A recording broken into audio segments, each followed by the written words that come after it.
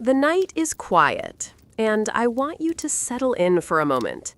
Get comfortable, soften your shoulders, let your breath slow down a little. Because where we're going, you won't have that luxury. The world you know, your warm room, your soft bed, your glowing screens, even the idea of indoors, all of that is about to vanish. The air will turn sharper, the light will dim, and the ground beneath your feet will be so cold it feels like touching stone pulled from the heart of winter. For just a moment, imagine you blink, and when your eyes open, you've stepped thousands of years backwards. There is no road, no house, no familiar noise, no rush of passing cars in the distance. There is only the wind. A low, steady rush, cold enough to bite at your ears the moment it touches you. Your breath forms a pale cloud that floats into the air, hangs for a second, then disappears into the endless white that surrounds you. You're standing in the Ice Age. Not the animated, friendly kind, not the one with jokes and mammoths who want to be your friend. This is the real one. Cold beyond anything modern life prepares you for, wild in ways your senses can barely understand, and filled with animals, climates, and dangers that expect you to be strong, experienced, and alert from the very first moment. You are none of those things. At least, not yet. But let's take it one step at a time. The first thing you'll notice is the cold. Not the outside winter, I forgot gloves in the car cold. This is cold that presses against your skin and sinks deeper with every passing second. It slips into the gap between your collar and your neck. It cuts across your hands. It creeps down into your bones.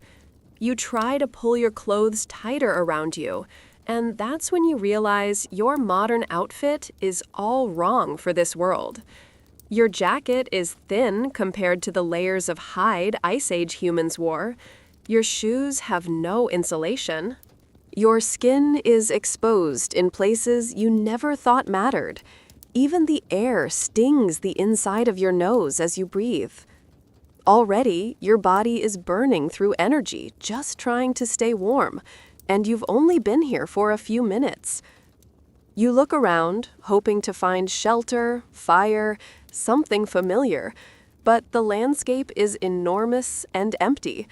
The sky stretches wide and pale, with heavy clouds moving slowly across it. The ground is a mixture of frozen earth and deep snow. In the distance, shapes rise. Maybe hills, maybe glaciers, maybe mountains sculpted by thousands of winters. The edges of the horizon blur with frost. Then you hear something. A distant crack. A heavy crunch. Something moving. But you can't see it. That's another thing about the Ice Age. Everything is big. Animals are larger. Sounds travel farther. The world feels more open and more dangerous at the same time. You don't know if that sound came from a mammoth shifting its weight, or a giant elk scraping ice from the ground, or a cave lion stepping out from behind a drift. You take a hesitant step backward. The snow crunches beneath you.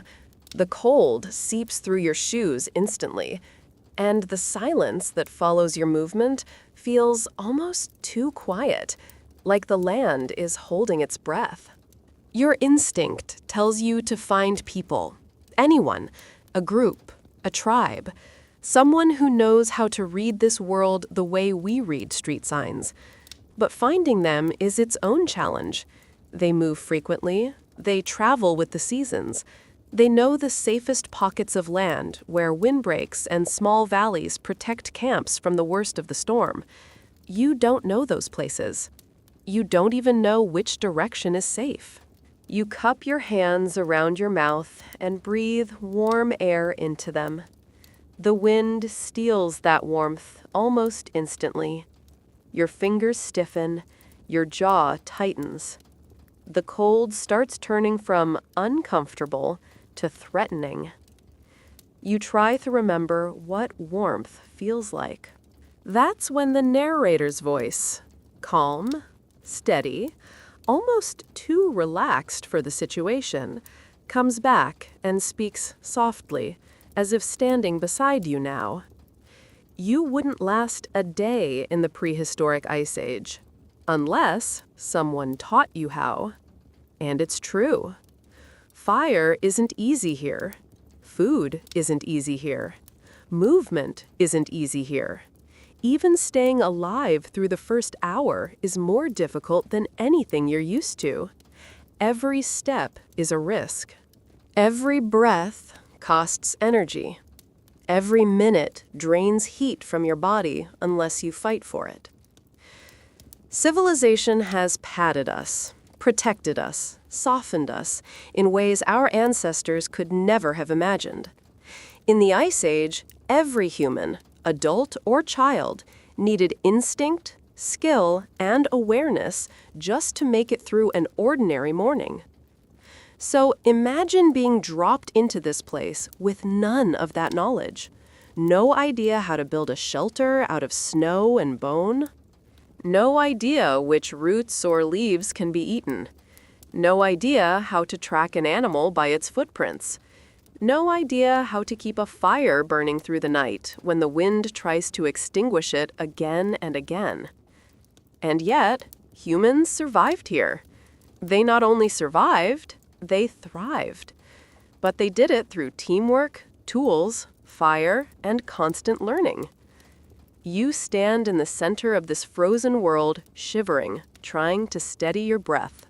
You can feel the cold pulling at your energy, your strength, your confidence. The sun is rising, but it brings almost no warmth. The sky brightens, but the world remains frozen. You take one step forward, then another. Snow crunches under your feet. The wind pushes against your back. Your breath clouds the air like smoke from a tiny fire. And somewhere in the distance, hidden by drifting snow and rolling fog, the Ice Age waits for you to make your next move. This is where your story begins. You're not ready for this world, but soon you will learn why surviving even a single day here is far more difficult than it appears. You wake up face down in snow, not soft snow, the cold, compact kind that feels like someone pressed ice against your cheek and left it there for too long. It takes you several seconds to understand where you are or what happened. Your eyelashes are stuck together, frozen at the edges. Your fingers feel numb. When you inhale, the air bites at the inside of your nose, sharp as tiny needles. You lift your head slowly, and the world around you comes into focus in fragments, white, gray, endless cold. The sky is a pale sheet stretched across the horizon, thick and heavy with clouds. The ground beneath you is hard and uneven, a mixture of packed snow, frost-covered soil, and patches of ice that glint in the weak morning light. Your breath turns into fog the moment it leaves your mouth, floating upward in a thin plume before the wind tears it apart. It takes you a moment to realize how quiet everything is. The kind of quiet that doesn't exist in the modern world. No engines, no voices, no distant rumble of traffic. Not even the usual background hum of electricity. Only the sound of wind brushing against the frozen landscape, and your own heartbeat pounding in your ears. You push yourself upright, brushing clumps of snow off your arms. Your clothing is already failing you. The fabric is soaked from contact with the ground, and the cold air slices through it without hesitation. You look down at yourself, confused at how thin your layers suddenly feel. Your shoes are damp. Your hands are shaking. You rub them together, but the friction creates almost no warmth. Cold like this is not something you can get used to. It is something that demands immediate action. You turn slowly, trying to get a sense of the area. The landscape stretches on forever in every direction. Low hills rise in the distance, piled with snow. A few dark shapes dot the terrain, maybe rocks, maybe trees stripped bare by endless winters, maybe something else altogether. The air feels still, almost suspended, as if the world is holding its breath. For a moment, the silence feels peaceful. Then your body reminds you that peace is not your problem right now. Survival is. Your legs tremble as you stand fully upright. The cold makes every joint stiff. You wrap your arms around yourself, trying to trap whatever warmth you have left, but it's already fading. Your mind races. You need shelter. You need fire. You need warmth. You need anything. The sun is not helping. It's not bright enough to warm you. It hangs low and distant, filtering weak light through thick clouds. The landscape reflects that light back in blinding sheets of white, making your eyes squint. A gust of wind sweeps across the land, cutting through your clothes like a blade. You gasp and hunch forward instinctively. The wind isn't strong, but it doesn't have to be. At this temperature, even a gentle breeze steals heat from exposed skin. You look down at your hands and see that your fingers have turned pale. Not good. Not good at all. You lift one foot to take a step and immediately feel how slick the ground is. The snow hides an uneven layer of ice beneath it. Your foot slides slightly before finding purchase. You take another step, more slowly this time. Every movement feels uncertain, as though the ground might shift or crack beneath you. The cold has a way of making simple actions feel difficult. Even walking feels like a negotiation with the environment. You scan the horizon again, searching desperately for something, anything that resembles safety. A shadow, a depression in the land, a cluster of trees, smoke, movement. But everything looks uniformly white and gray, as if the world has been erased and partially redrawn with rough strokes. Your heart beats faster. You know, instinctively, that standing still is dangerous. The cold will drain you quickly. You need to move, even if you don't know where you're going. Moving creates heat. Movement keeps your muscles active. Movement keeps you alive. You start walking with careful, deliberate steps, each one pressing into the snow with a soft crunch. The wind picks up again, brushing loose flakes across the surface in tiny spirals. You pull your arms closer, trying to shield your hands from the cold air. You wish you had gloves, real ones, thick ones, but wishing won't help you here. After several minutes of walking, the numbness in your fingers becomes a dull ache. Your feet feel heavy, your toes stiff. You wiggle them inside your shoes desperately, but the cold has already seeped through the fabric. Your breath grows heavier. Your chest tightens. The cold is stealing energy faster than you can replace it. You stop for a moment and bend over, hands on your knees, trying to conserve heat. But the ground beneath you radiates cold, not warmth. You straighten quickly and keep moving. In the distance, you notice a subtle change in the landscape. A long, uneven mound rising slightly from the surrounding snow. You squint, trying to make out details. The shape is too smooth to be natural, too deliberate, too structured. Shelter? A rock formation? A collapsed mound of earth? Or something made by human hands? You move toward it, more motivated now. The snow makes each step difficult, but adrenaline gives you a burst of strength. As you get closer, you realize it's a cluster of boulders partially buried in snow, tall and jagged, forming a natural barrier against the wind. Not a home, but a windbreak, maybe even a place to rest. You walk around the largest boulder and feel the immediate drop in wind pressure. The air is still. Warmer? Not really, but less punishing. You crouch beside the rock, pressing your back against it, breathing hard as your body tries to reclaim some warmth. Your fingers throb painfully. Not a good sign. You rub them again and again, trying to restore circulation. The pain intensifies, sharp, burning, and then eases slightly. At least there's feeling.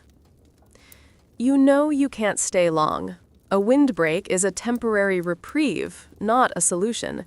You need fire, and you need it soon. You look at the ground around you. There are no branches, no dry grass, no obvious fuel. The ice and snow bury almost everything. The landscape forces you to think differently.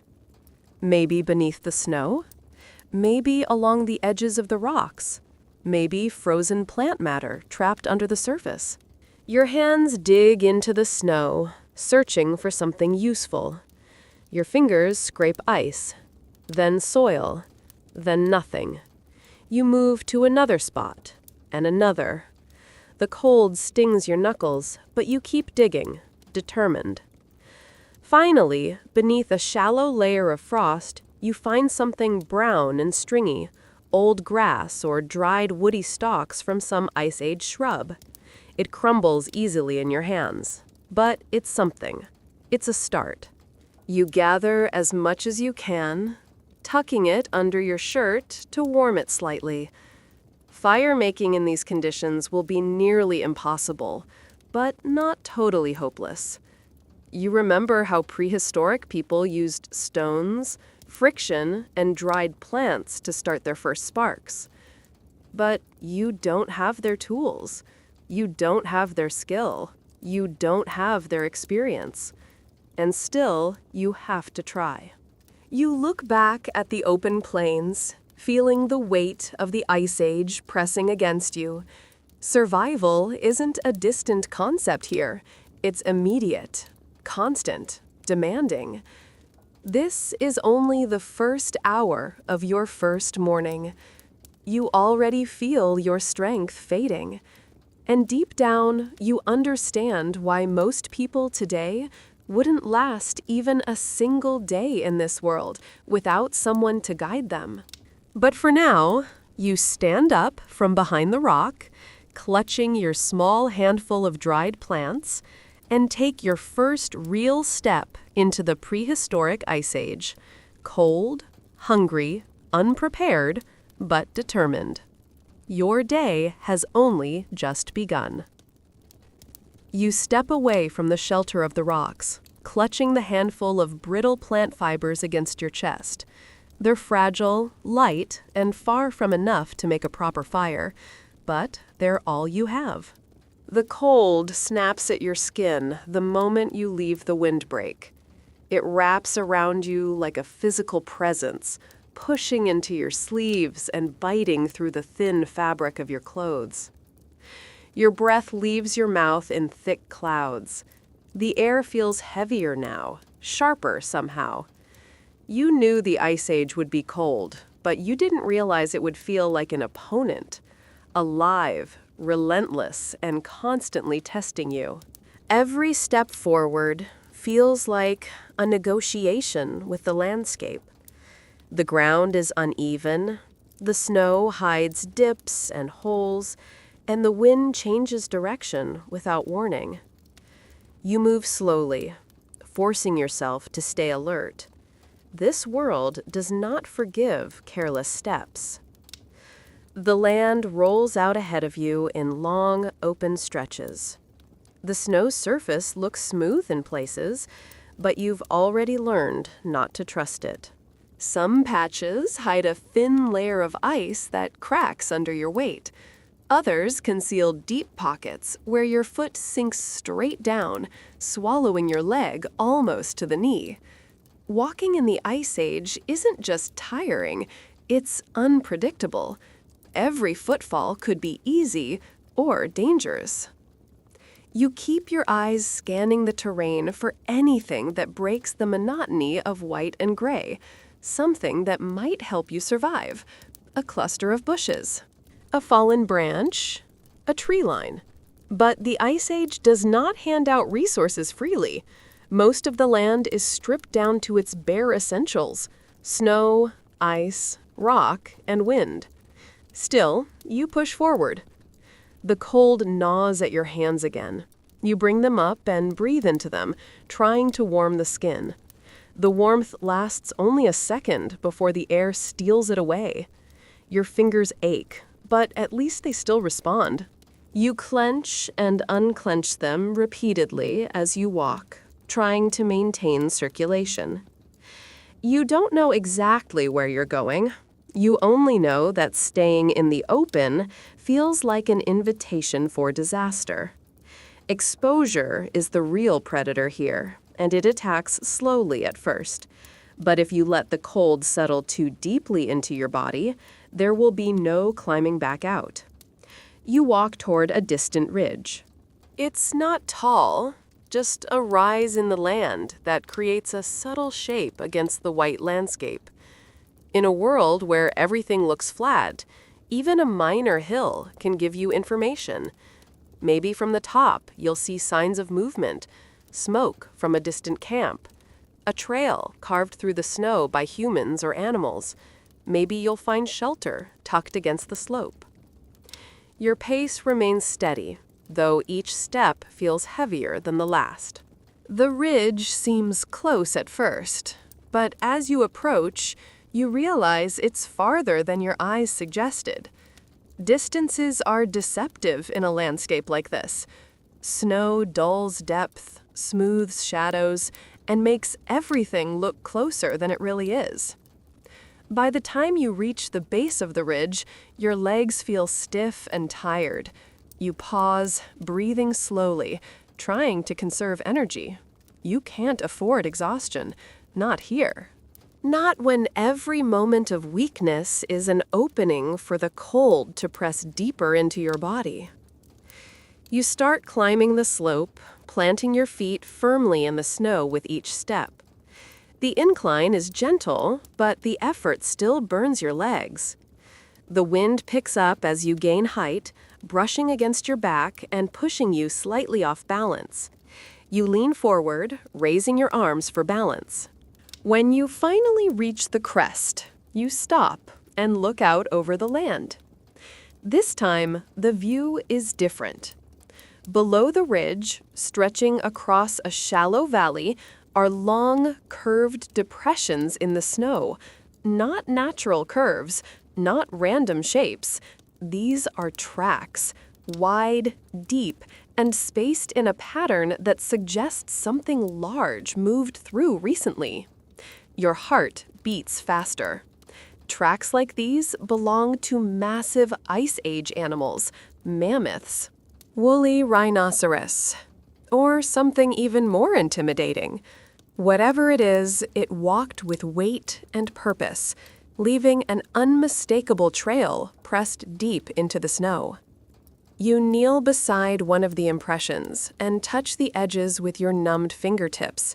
The snow is packed hard, almost icy, from the pressure of the animal's weight. The track is easily as wide as your torso. Warmth rises in your chest. Not from comfort, but from adrenaline. You feel both awe and fear. Animals like this are living monuments. You've seen them in museum displays and documentaries, but standing near their trail in the real Ice Age feels entirely different. You stand up slowly and follow the line of tracks with your eyes. They curve gently toward the east, disappearing behind a cluster of low shrubs half buried in snow. Your instinct is to avoid following them. Not because you expect to see danger immediately, but because the sheer power of whatever created these tracks makes you feel small. But the tracks also hint at something else. Where big animals travel, humans often follow, not to fight them, but to observe their paths, their habits, and the resources around them. Prehistoric people knew the land better than anyone. They knew where herds moved, where water pooled beneath the ice, where the land sheltered from the wind. If humans are anywhere nearby, they would be in areas that intersect with these patterns. You look in the direction the tracks lead and take a slow breath. The cold air chills your lungs, making them ache slightly. You adjust your shirt, checking the dried grass you collected. It's still there, still fragile, still your only starting point for fire. You decide to follow the tracks, but only from a distance. Not close enough to walk into danger, just close enough to use them as a guide. You begin walking again, this time parallel to the trail. The snow crunches beneath your feet. Your body protests, but you keep going. You need to find something. Shelter, materials, people, before the sun dips lower and the cold deepens again. As you move, the landscape slowly changes. The ridge gives way to a gentler slope. The shrubs become slightly more frequent. Patches of tough grass poke through the snow. You spot the dark shapes of small boulder clusters scattered across the ground. The land feels just a little more alive. You approach a cluster of shrubs, hoping to find more dried plant fibers. When you push aside the snow, you discover something better. Thin branches, brittle from winter, lying half buried beneath the surface. They snap easily in your hands, but that's exactly what you need. They're dry enough to use as kindling. You search deeper and find several thicker pieces of wood, rare, precious fuel in this environment. You gather as much as you can carry, cradling the sticks under one arm while holding the dried plants with the other. Your hands ache from the cold, but you keep working. This is survival. This is necessary. Once your small collection of materials is secure, you look again toward the tracks. They lead into a shallow depression where the land dips slightly. The snow there is smoother, suggesting that the wind doesn't reach that spot as fiercely. A good place for animals to rest. A good place for humans to build temporary shelter. You walk down the slope slowly, keeping your eyes sharp. The land grows quieter. The wind softens. The air feels heavier, as though the valley holds warmth better than the open plateau. But then, as you reach the center of the dip, you see something unexpected. A line of footprints. Human footprints. Smaller than the animal tracks. Closer together. Made by someone who walked with purpose. You kneel beside one, brushing off the snow to get a clearer view. It's deep, well-formed, the shape of a bare foot pressed into snow. You imagine the person who made it, a hunter, a gatherer, a tracker, moving through this land with confidence you do not possess. Your pulse quickens. You're not alone. The cold suddenly feels less oppressive, not because it's warmer, but because you now have direction, a chance, a possibility. You straighten your back and follow the prints, moving carefully. The land narrows into a small path between two ridges. You walk forward, guided by the rhythm of the footprints. Your breath grows faster, not from effort, but from anticipation. You don't know who you're following. You don't know if they will help you or turn you away. But you know this: your best hope of surviving even one day in the Ice Age is to find the people who already learned how to do it. And now, for the first time since you arrived, you are walking towards something more than empty snow and wind. You are walking toward possibility. You follow the trail of human footprints with a mix of hope and caution. The impressions in the snow are clear, each one shaped by a bare or lightly wrapped foot. Whoever walked this path moved with confidence. Their stride is steady. Their steps don't sink deeply, which means they know how to distribute their weight on uneven snow. It's a kind of skill you simply don't have. You walk more carefully now, your heart beating faster despite the cold air. The idea of finding other humans in this frozen world feels almost unreal. The Ice Age has been harsh, isolating, and silent since the moment you arrived. The world seems too big for people to exist, and yet here are footprints that prove you wrong. As you move forward, the terrain changes again. The snow becomes rougher, scattered with small patches of earth where the wind has swept the surface clean. A thin line of frost-covered bushes stretches along the ridge to your right. You follow the trail between them, feeling the landscape guide you deeper into this hidden part of the valley. The wind softens as you walk. The land seems to cradle the air, forming a small pocket where the temperature feels a little less brutal. Your shoulders relax slightly, not because the cold is gone, but because it's no longer attacking you from every angle. You keep an eye on the footprints, taking care not to disturb them. Every clue matters in a world without signs, maps, or roads. After several minutes of walking, you start noticing something strange about the impressions.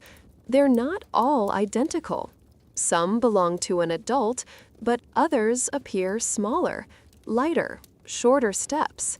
Children's footprints. The realization sends a small wave of warmth through your chest. Not physical warmth, but emotional warmth.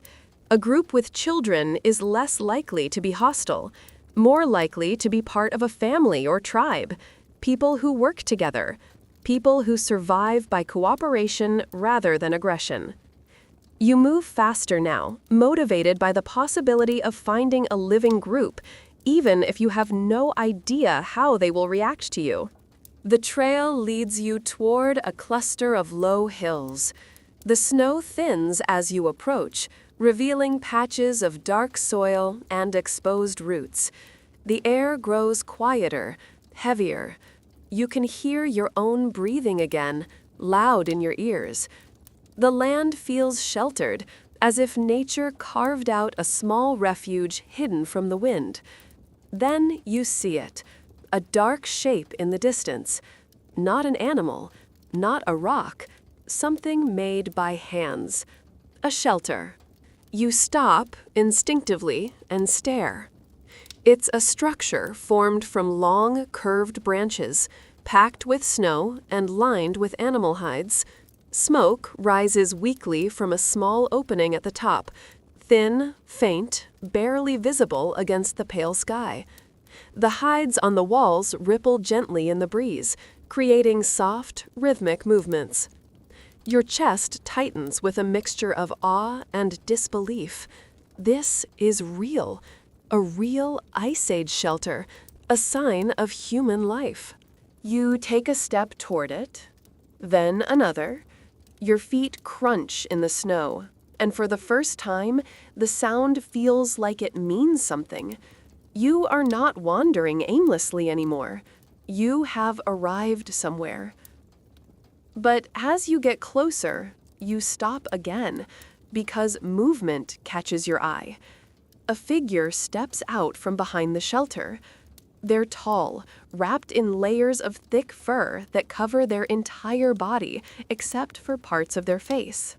Their hair is long, dark, and tangled. Their eyes lock onto yours immediately. They narrow slightly, assessing you the way a hunter studies unfamiliar prey. You freeze. Your heart pounds so hard you feel it in your throat. Your breath catches. You suddenly become aware of how fragile you look in your thin, modern clothes, how out of place you are in this world. The figure steps forward slowly, cautiously. They hold a long spear in one hand, pointed downward but readied. The spear alone is intimidating. Its shaft is smooth, straight, and polished by repeated use. The point is made of sharp, napped stone, secured with sinew and resin.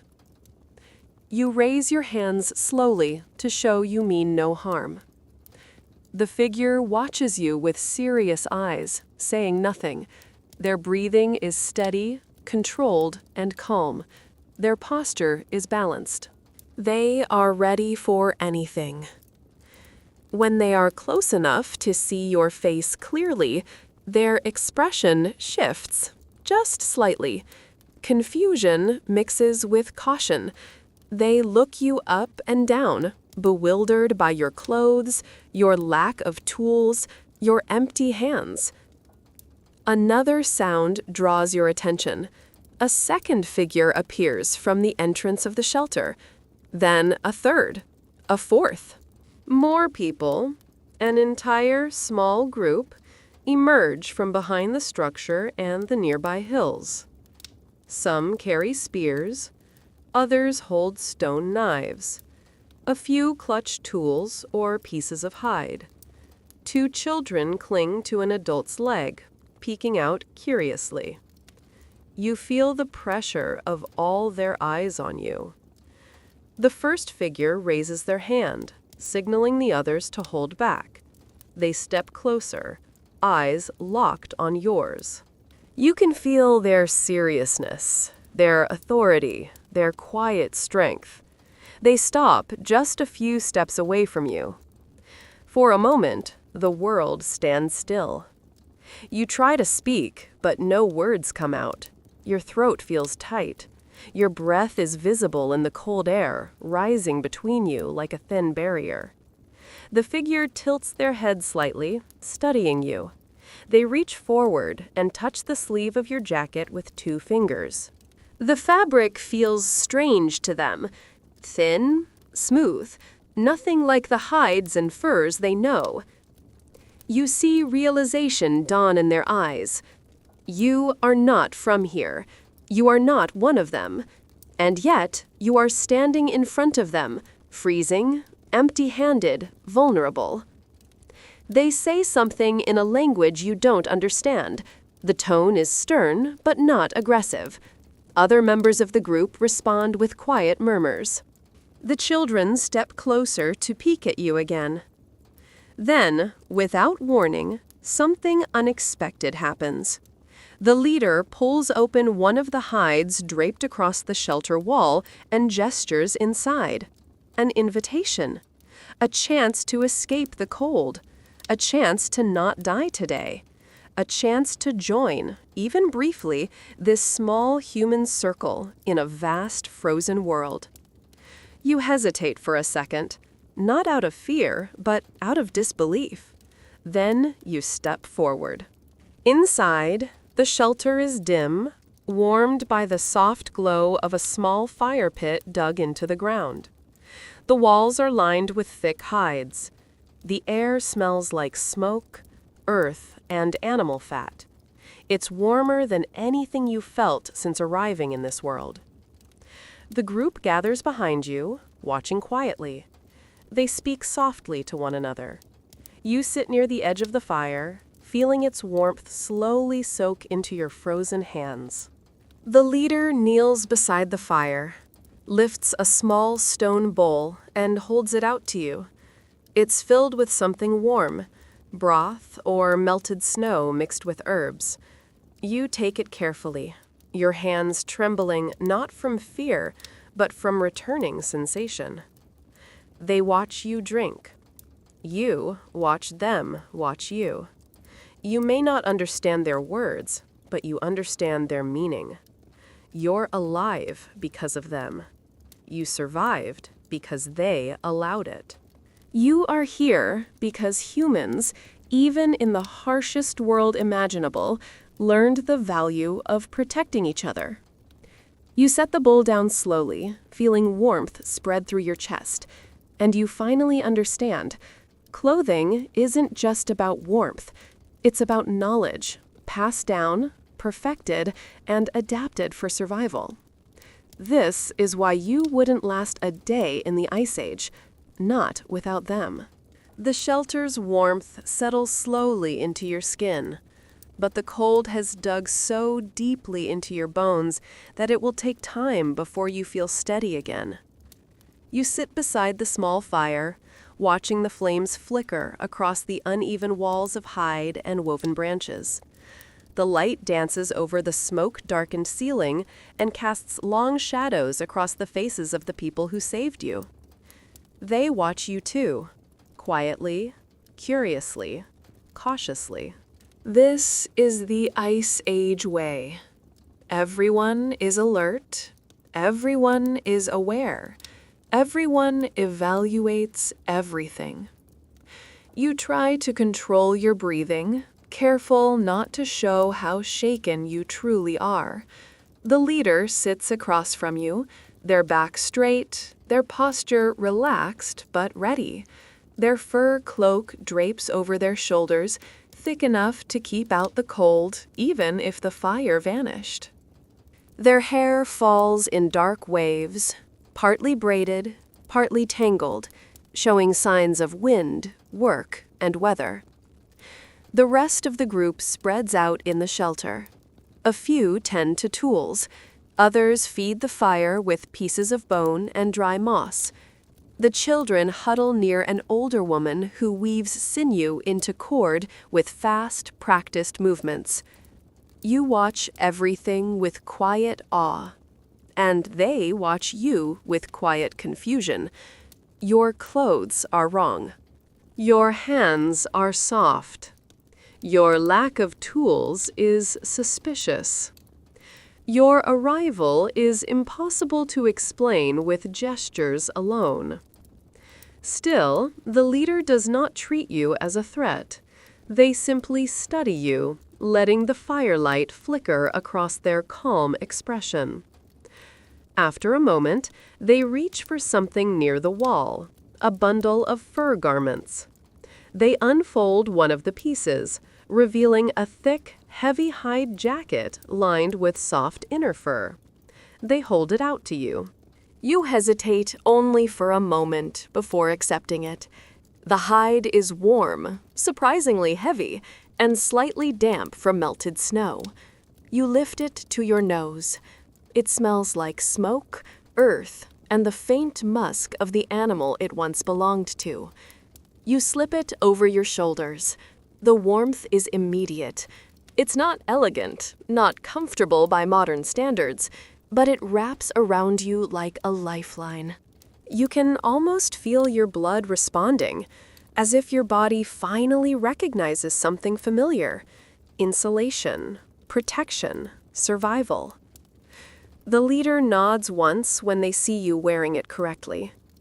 You want to thank them, but you don't know how to communicate it. Instead, you place your hand on your chest and bow your head slightly. It's a universal gesture, simple and sincere. A few members of the group exchange brief glances, and one of the children tilts their head as if trying to imitate your movement. The leader raises one eyebrow, amused but still focused.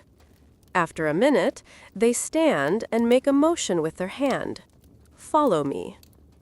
You rise slowly, clutching the fur jacket around your shoulders.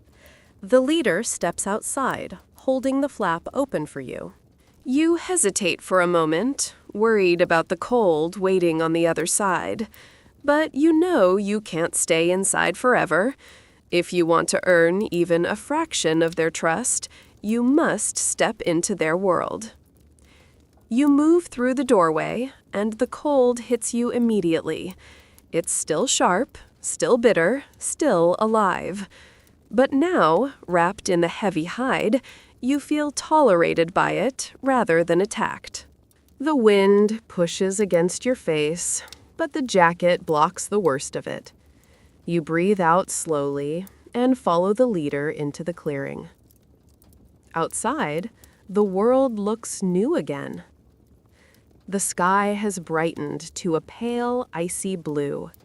Thin clouds stretch across it like soft brushstrokes. The land slopes gently around the shelter, creating a natural bowl that shields the group from the harshest winds. Snowdrifts accumulate along the edges, forming soft white walls. Footprints crisscross the ground, tracks from people, children, and animals. The leader gestures toward the landscape, drawing your attention to the horizon. In the distance, thin pillars of smoke rise through the air. Not nearby, but far enough that only someone familiar with the land would notice them. You narrow your eyes, trying to understand what the leader wants you to see. They point again and speak a quiet word. You don't know what it means, but the tone is clear. There are more humans out there. Not a single group, not a small tribe, but multiple communities scattered across the land, each following herds and seasons, each surviving through knowledge passed down across countless generations. You look back at the leader with widened eyes, and the leader nods slightly, confirming your understanding. This valley is only one home among many, and you are in the middle of their world, complex, organized, skillful, and far from the primitive wilderness your imagination once pictured. The leader walks toward a nearby ridge, and you follow closely. The snow crunches beneath your feet, the cold air fills your lungs with sharpness, the wind tugs at the edges of your borrowed jacket, but you keep your pace, determined not to fall behind. At the top of the ridge, the leader kneels and brushes aside a thin layer of snow. Beneath it lies a trail. You recognize the wide, heavy impressions immediately. Mammoth tracks. The snow inside each track has frozen hard, forming small basins that catch bits of broken grass and dirt. The leader touches the edge of the track, then points upward toward the distant smoke. Their meaning is clear. Where the herds move, people move. Food, materials, warmth, bone, skin, tools. Everything depends on the giant animals that roam the Ice Age plains. You stand quietly beside the leader, absorbing the weight of that truth.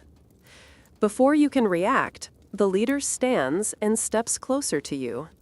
They reach for your hands and inspect your fingers, the cracked skin, the swollen joints, the clumsy way you hold them against the cold. They shake their heads slowly, not in judgment, but in understanding. Then, they do something unexpected. They reach behind their belt and pull out a strip of cured hide. They gesture for you to turn your arm upward. You hesitate, then extend your hand. The leader wraps the hide around your wrist, tightening it with slow, practiced motions. Their hands are strong and steady. The hide forms a snug layer that protects the skin and traps warmth. When they are finished, they tap the wrap lightly, signaling for you to do the same on the other wrist. You follow their example, wrapping the second wrist as best as you can. It feels awkward at first, but once you finish, you feel a surprising amount of warmth spreading through your hands. The leader steps back, assessing your work, then gives a small nod of approval. It's a simple gesture, but in the Ice Age, it means something important. You are being taught. Not spoken to, not ignored, not feared, taught. You are no longer an outsider watching their world. You are an outsider being allowed, slowly, cautiously, to enter it. The leader turns and walks down the slope toward a cluster of bare shrubs. They motion for you to follow and kneel beside the plants. Their fingers move quickly as they scrape frost away from the base of the branches. Beneath the snow lies a small tangle of roots and fibers, thin, dry, almost invisible. They pull a few loose strands free and place them in your hand.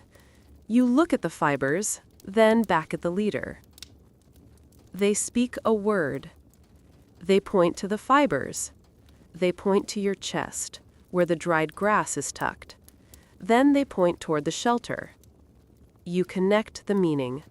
These are fire materials, more delicate, reliable, and effective than the brittle grasses you found on your own. The leader nods once, confirming your understanding. They walk again, this time toward a flat stone resting half-buried in snow. They clear it off and pick it up. The stone is smooth on one side and sharp-edged on another. They hold it in the palm of their hand, showing you how it fits naturally against the curve of the fingers. A tool. A simple, essential tool. They place the stone in your hands. The moment it touches your skin, you understand how unprepared you truly are. You have lived your entire life without tools like this. They have lived every day with them. That difference is the line between survival and suffering. The leader gestures for you to follow again, and you walk back toward the shelter together. The cold feels less overwhelming now. Not because the temperature has changed, but because you are beginning to understand the rhythm of this world. Layering, movement, observation, tools, preparation. The Ice Age doesn't forgive mistakes, but it rewards learning. You step inside the shelter once more. The group looks up briefly, acknowledging your return. The children stare openly at the stone in your hands. You sit near the fire and place the fibers in your lap, holding the stone carefully. The leader sits beside you. They draw a line in the dirt with a stick, then divide it with another stroke, creating two sections. They gesture to the stone. They gesture to you. They point to the fibers. Then they mimic a motion. Slow scraping, controlled pressure, steady rhythm. A lesson, a beginning. You watch closely. Your breath steadies. Your hands absorb every detail. This is how Ice Age humans teach, through actions, through silence, through shared focus. And as the fire crackles softly beside you, you finally realize something important. You are not just surviving the Ice Age anymore. You are learning how to live in it. The fire crackles quietly as you sit inside the shelter, still gripping the stone tool the leader placed in your hands. The weight of it is unfamiliar, but somehow it feels right, as if this small piece of shaped rock is the first real connection you've had to this world. You turn it slowly, examining every edge and curve. The surface is smooth, where countless fingers have held it before you. The edges are sharp, where someone chipped it carefully with practiced precision. The leader watches your curiosity with calm patience. They seem to understand that handing you a tool is more than a simple gesture. It is a sign that they are willing to teach you. Not fully trust you, not yet, but teach you enough to stand out here without immediately falling apart. In the Ice Age, that is generosity beyond measure. They tap the ground with a small stick, drawing your attention. Then they draw another line in the dirt. Straight, simple. They place a thin branch over it, matching the line. You watch their hands closely as they adjust the branch, pressing it lightly against the earth. Then they point at you. Then the branch. Then the stone tool. You understand. You're meant to shape the branch. You take a breath and position the stone against the wood. The leader nods once, encouraging you to start. You press lightly at first, scraping small curls of bark away. The motion feels awkward, but not impossible. You adjust your grip, scrape again, then again, slowly carving away thin layers. The leader leans closer and adjusts your wrist, tightening the angle of your hand. Their touch is firm, but not harsh. The correction helps. Your next scrape feels smoother, more controlled. The wood responds better under the sharper edge. The other members of the group glance over from time to time, curious about how quickly you can learn something so basic, yet so essential. Tools are not casual objects here. They're lifelines. Extensions of the hand. Symbols of experience and responsibility.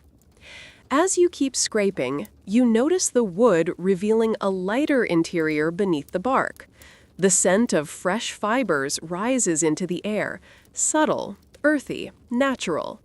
You've never noticed how satisfying the smell of shaved wood can be until now. Your hand starts to ache. Your wrist stiffens. Your fingers feel clumsy. But you keep going. The leader watches your third attempt carefully. When the motion is finally consistent, they give a quiet grunt of approval. Not quite praise, but something close. Close enough to matter. After a few more minutes, they hold up their own branch, one that has already been shaped to a point. They tap the tip against the packed dirt, demonstrating its purpose. A digging tool, a small spear, a stick used to scout terrain, a multi-purpose instrument. You stare at your own branch, still rough, still dull, still imperfect, and feel the frustration rise. You want to match theirs. You want to make something useful. But the leader puts a hand on your forearm and shakes their head gently. Not yet. Not in one try. You set the branch aside and let your fingers rest. The leader gestures toward the entrance of the shelter, encouraging you to follow them again. You hesitate. Part of you wants to stay near the fire, wrapped in warmth, avoiding the cold. But you know that learning only happens out there, where the world makes the rules. You step outside with the leader and brace yourself against the cold. The wind is calmer now, but still sharp. Snow glitters across the ground like crushed glass. The sky has shifted into a pale, muted gold as the sun rises behind a thin veil of clouds. The leader leads you toward the edge of the valley, where the land rises slightly and forms a narrow path between two small ridges. The snow here is disturbed, flattened in places, scattered in others. You kneel beside the marks and recognize them as footprints, not human, not something enormous either. The leader crouches beside you and brushes aside the snow. Beneath it lies a series of small, delicate tracks, sharp-toed, evenly spaced, unmistakably belonging to a small animal, a hare or something similar. The leader points to the tracks, then touches their stomach, then gestures at the snow. Food. They are showing you how prey moves across the land. You study the prints carefully. They move in short leaps, forming a pattern that moves toward a cluster of shrubs. You can see faint trails of disturbed snow where the animal brushed against the branches. You follow the tracks a few steps, observing how the prints change depending on the snow's depth and firmness. The leader watches your movements closely. When you look back at them, they make another gesture, hand flat, slicing through the air horizontally, a warning. Footprints are lessons, but also traps for beginners. Prey leaves trails. So do predators. You swallow and pay more attention to your surroundings. The shrubs, the snowbanks, the ridges, all potential hiding places for larger animals. Nothing moves. The landscape is silent except for the occasional whisper of wind. The leader points toward another direction and starts walking. You follow. Soon, the land opens up again, revealing a field of untouched snow, but not completely untouched. Large, sweeping depressions curve across it, shapes so wide that each print must belong to a massive animal. Not mammoth tracks, not bison tracks, something lighter on its feet. The leader kneels beside one, brushing snow gently off the edge. The imprint forms a half-moon shape with a pointed front. You realize what it is. A giant Ice Age deer, a megafaunal species far larger than modern deer. The leader places their hand in the center of the track to show the scale. Their hand looks tiny inside the print. You feel a shiver, not from the cold this time, but from the reminder that this world is filled with creatures that could trample you without even noticing. The leader stands, taps the track with the butt of their spear, and then gestures broadly across the plains. This is the world's pattern. Animals shape the land. Humans learn the shapes. You glance again at the track and imagine the massive creature walking through the snow, its antlers possibly wider than your arm span. You imagine yourself trying to get close to it, trying to hunt it, trying to survive even a single encounter. You can't. Not yet. Maybe not ever. You keep walking with the leader. They bring you to a tall hill where the wind is harsher and the ground more exposed. From the top, the view stretches across miles of frozen landscape, fields of white, clusters of dark rock, patches of shrubs, and faint trails carved by animals and humans alike. The leader gives you time to take it all in. This is not wilderness. This is not chaos. This is a map, a living map that prehistoric humans learn from birth. You stand there, realizing for the first time how much they see that you cannot. Every mark in the snow is a sentence. Every trail is a story. Every patch of broken ice holds meaning. They read it all with ease, while you are still trying to identify the letters. A sudden gust of wind rises, pushing snow across your boots. You wrap the hide jacket tighter around you, reminded of your vulnerability. The leader sees this and gives a small nod, as if acknowledging the difficulty without judging it. They gesture for you to return to camp. You walk side by side, your footprints forming a clumsy line next to their light, precise steps. When you arrive, the group is preparing for something. A few adults gather dry brush. The older woman sets tools in place. The children gather chunks of snow and pack them into a shallow pit. The leader motions for you to sit by the fire again.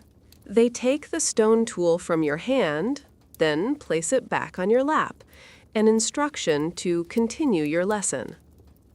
Your fingers feel stiff, but you begin scraping the branch again, more carefully this time.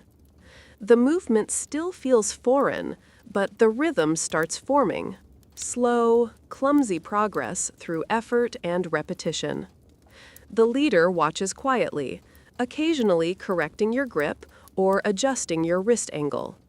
The branch takes shape. Your hands learn the motion.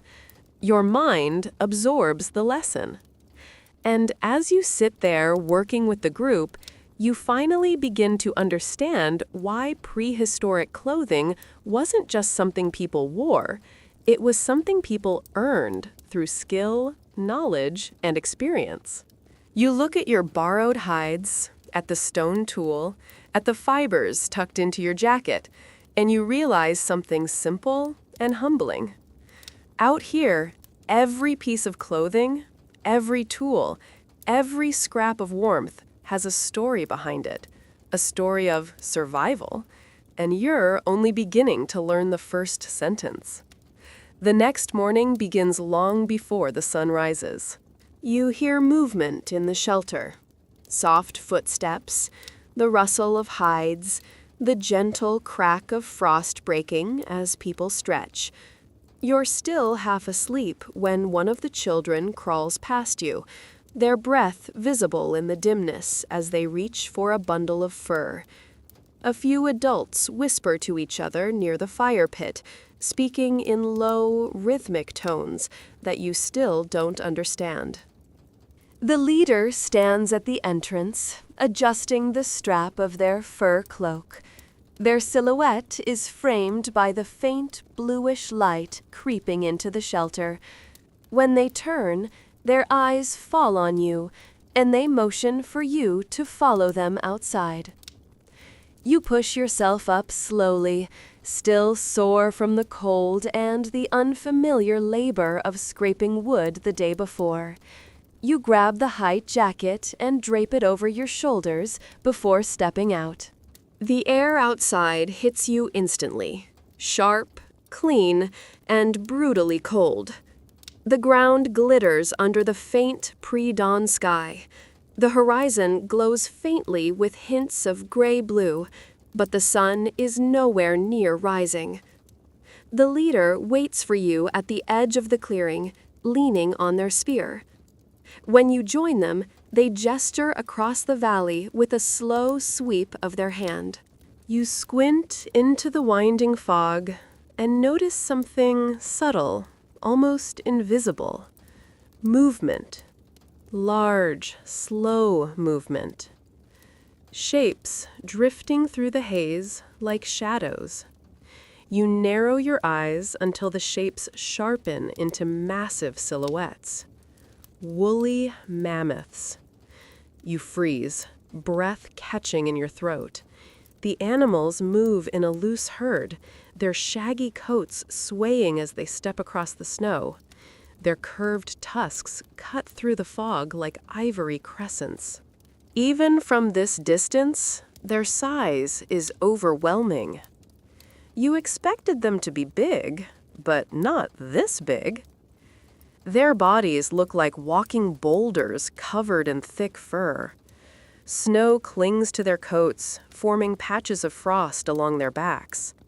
Their footsteps leave deep craters in the snow, reshaping the land with every step.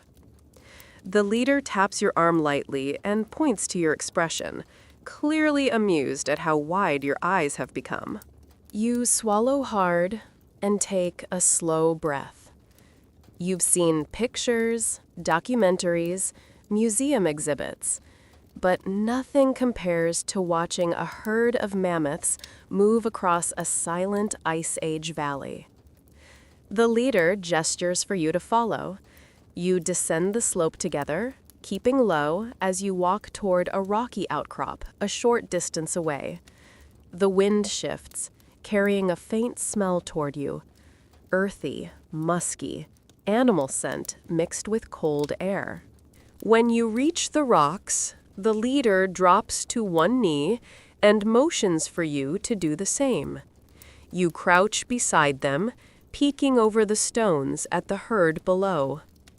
More mammoths appear, young ones walking close to larger adults.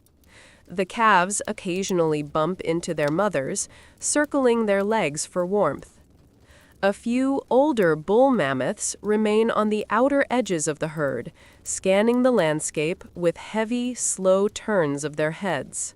The leader points to their ears, meaning you should listen. At first, you hear only the wind. Then you hear it, a low rumble, deep and distant. It's not loud, it's not sharp, but it's powerful. The sound vibrates faintly through the ground, as if the earth itself is reacting to the mammoth's presence. The leader looks at you, then taps their chest softly. They repeat the gesture, meaning, this is how you feel them. This is how you know where they are, even from far away. Your eyes widen again. Even if the mammoths were hidden behind a hill, humans here could track them by sound alone. The leader shifts their position and motions again, pointing at the ground near the rocks. You lean forward and see more tracks, fresh ones, round depressions the size of large basins, packed tight with ice from the mammoth's weight. Smaller prints scatter near them, wolf tracks, crossing over and around the mammoth trail. You glance at the leader in alarm. Their face remains calm. They point to the wolf tracks and then spread their fingers apart in the air, mimicking a pack's formation. You understand what they mean. Wolves follow herds but rarely attack mammoths unless something is weak or separated. Still, the idea that wolves are nearby makes your chest tighten. The leader places a hand on your shoulder and applies gentle pressure. Stay calm. They point again to the mammoths and trace a large circle with their hand. A lesson. The mammoths own this land. Humans survive by understanding them, not by challenging them. The two of you watch silently as the herd moves across the valley. Snowdrifts swirl around their legs. A calf stumbles, then regains its footing. One large male shifts slightly to shield the younger ones from the wind. The leader taps the ground again and makes a sweeping motion with their hand. You watch closely as they draw the landscape with a few simple lines, ridges, valleys, trails. Then they add dots representing the mammoths. Then they draw arrows. Your breath catches. They're explaining herd movement patterns. This is how humans in the Ice Age survived. Not by wandering aimlessly, but by reading the land with precision, recognizing patterns passed down through generations.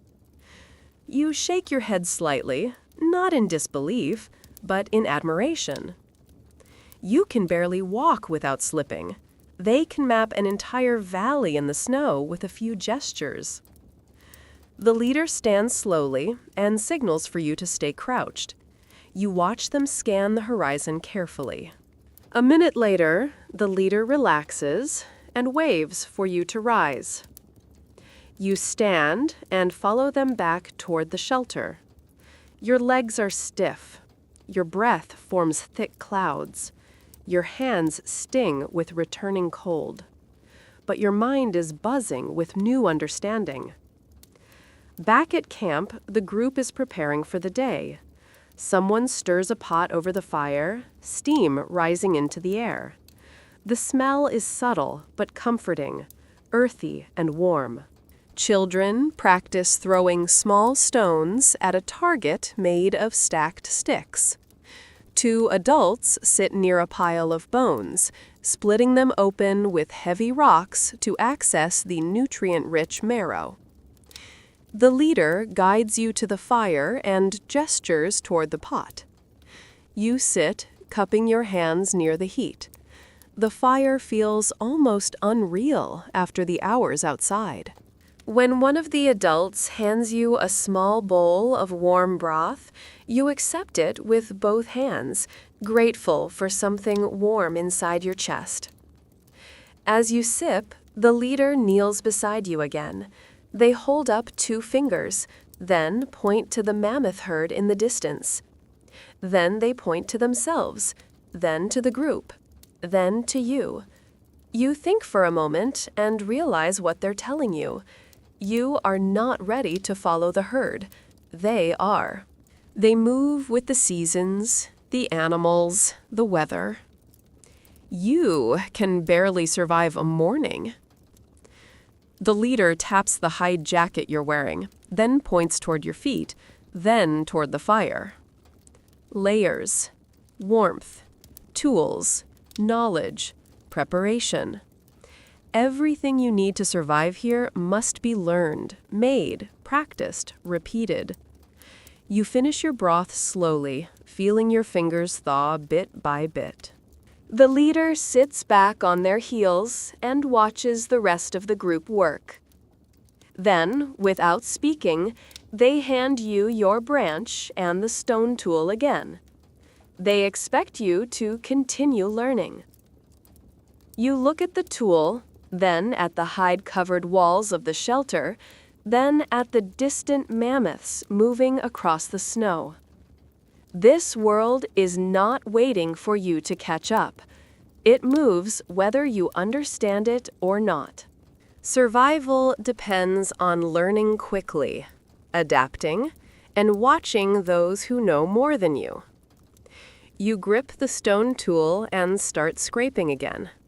The rhythm feels easier now. Your hands remember the motion. Your mind focuses. One scrape at a time, you reshape the wood. One day, maybe, you'll be able to walk this land with the same steady confidence as the people around you. But today is not that day. Today, you are still the outsider, trying to understand a world where the cold never stops, the animals loom like giants, and the land speaks in patterns you are only beginning to hear. And you finally understand why the Ice Age didn't just test humans physically. It tested their knowledge, awareness, and discipline. All things you are only learning now. You wake later that morning to the smell of something faintly sweet and smoky drifting through the shelter. It pulls you from half sleep, urging your mind to rise even before your body is ready. Your eyes blink open to the glow of the fire, now brighter, with a few adults tending it while others sort through bundles of roots, dried plants, and bones. Your stomach tightens with hunger. You didn't realize how empty it was until the smell reached you. In your world, hunger is a mild annoyance, something solved by a quick snack or a meal you don't even have to cook yourself.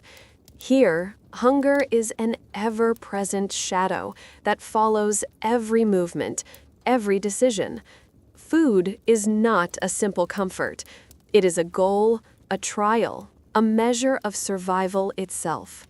You sit upright slowly, letting the hide jacket fall around your shoulders like a warm cocoon.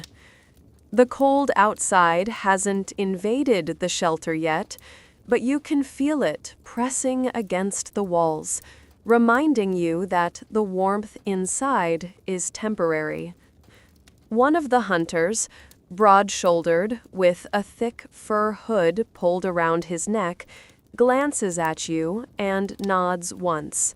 Then he gestures toward the bundle of dried plants on the ground. You don't understand the words when he speaks, but the meaning is clear enough. If you want to eat, you must earn it. The leader enters the shelter a moment later, carrying a small basket made of woven reeds. They kneel beside the fire and dump the contents onto the ground. A pile of small tubers falls out, each covered in dirt and frost, each no bigger than your thumb. You stare at them. This is food? These tiny frost-bitten roots? One of the women lifts a handful, shakes the dirt off, and tosses them into a pot of boiling water. Steam rises. The roots soften. A faint aroma fills the air, earthy, bitter, unfamiliar. Your expression must reveal your confusion, because the leader picks one of the raw tubers up and rolls it in their fingers. They bite a tiny piece off and chew. Their face remains neutral. They offer the rest to you. You hesitate only for a moment before biting down. The taste hits you instantly. It's bitter, dry, fibrous, not pleasant at all. You chew slowly, feeling the texture crumble between your teeth. Your modern taste buds revolt, searching for salt, spice, warmth, anything. But there is nothing except the plain, earthy flavor of a plant that survived the cold just enough to keep you alive. You swallow and nearly cough.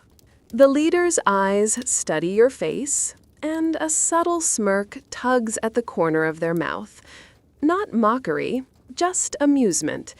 They know this food feels strange to you. They know your body isn't used to it. In their world, you eat what the land offers, not what your tongue prefers. You're about to hand the rest of the tuber back when the leader shakes their head and gestures for you to finish. You do, chewing reluctantly, swallowing the last bits as they stick briefly in your throat before going down. The leader nods once, approval. You've passed the first small test. A moment later, the older woman stirs the pot and ladles some of the steaming broth into a rough clay bowl. She hands it to you carefully. The smell is stronger now, still earthy, but richer, warmer. You take a sip. This time, your body reacts differently. The broth is warm. It spreads heat through your chest and into your fingers. It calms the ache in your stomach. It tastes simple but comforting after days of cold and uncertainty. You sip slowly, grateful for every mouthful. As you eat, you watch the group's morning routine unfold. Some members check their tools, sharpening stone blades or reinforcing spear points with sinew. Others gather dried grasses and arrange them for storage. A few carve strips of hide into useful shapes, twisting them into cords or sewing them into clothing pieces. Food isn't just consumed here. It's prepared, stretched, preserved, respected. Every scrap has purpose. When the pot is emptied, the leader gestures for you to stand and follow them outside. 123. You brace yourself for the cold and step into the open air. The sky is bright now, the sun breaking through thin clouds. The wind is steady, but not as brutal as yesterday. Snow sparkles across the ground, reflecting the light like crushed crystal. The leader walks toward the edge of camp, where a few thin shrubs stand stubbornly in the snow. They motion for you to come closer and kneel beside them. With practiced movements, they dig into the snow with their hands, brushing it aside until the base of the shrub is exposed. They reach in and pull out a cluster of small roots, more tubers, similar to the ones from breakfast. They shake the excess snow off and set them aside. Then they point at you. Your turn. You kneel, pressing your cold, stiffened hands into the snow. The shock of the icy surface makes you flinch, but you force yourself to keep digging. Your fingers brush past frozen soil, scraping at the tangled fibers beneath. The roots resist your grip. They're slippery and half-frozen. You tug harder. Nothing. You pull again. Still nothing. The leader watches quietly, waiting. You adjust your angle, dig deeper, and finally feel the root give way. You pull it free and hold it up with a small surge of triumph. The leader nods once. Acceptable. You begin digging more, slowly forming a small pile of tubers beside you. Your fingers ache with cold, your knuckles numb. Every handful of snow you move feels heavier than the last, but you keep going, determined not to show weakness. By the time you've gathered enough, your hands throb painfully. You blow on them, trying to warm your skin, but the wind steals the heat too quickly. The leader steps in, pulling your hands toward them. They inspect your fingers, turning them over in the light. Then they take a handful of snow and press it gently against your palms. You jerk back instinctively, but they stop you with a firm glance. You don't understand until a moment later when the pain eases slightly. The snow numbs your skin, preventing the burning sensation that comes when thawing too quickly. The Ice Age knows how to teach lessons, sometimes through kindness, sometimes through cold. The leader gestures toward a fallen log near the shrubs, half buried in snow. You walk toward it with them, stepping around small animal tracks and patches of exposed earth. When you reach the log, they kneel and brush snow away from the base. What you see surprises you. A small cluster of mushrooms, brown, firm, growing in tight bundles beneath the wood. You stare at them, amazed that anything can grow in such conditions. The leader taps them lightly and shakes their head. Don't eat. Then they point to another cluster, lighter in color, with broader caps. Those are safe. You kneel and examine the mushrooms, memorizing the differences. In your world, you'd rely on books or apps to identify plants. Here, the information comes from hands-on teaching, observation, and knowledge passed down by necessity. You gather the safe mushrooms carefully and set them aside with the tubers. The leader guides you farther now, toward a small depression where frost-covered grasses peek through the snow.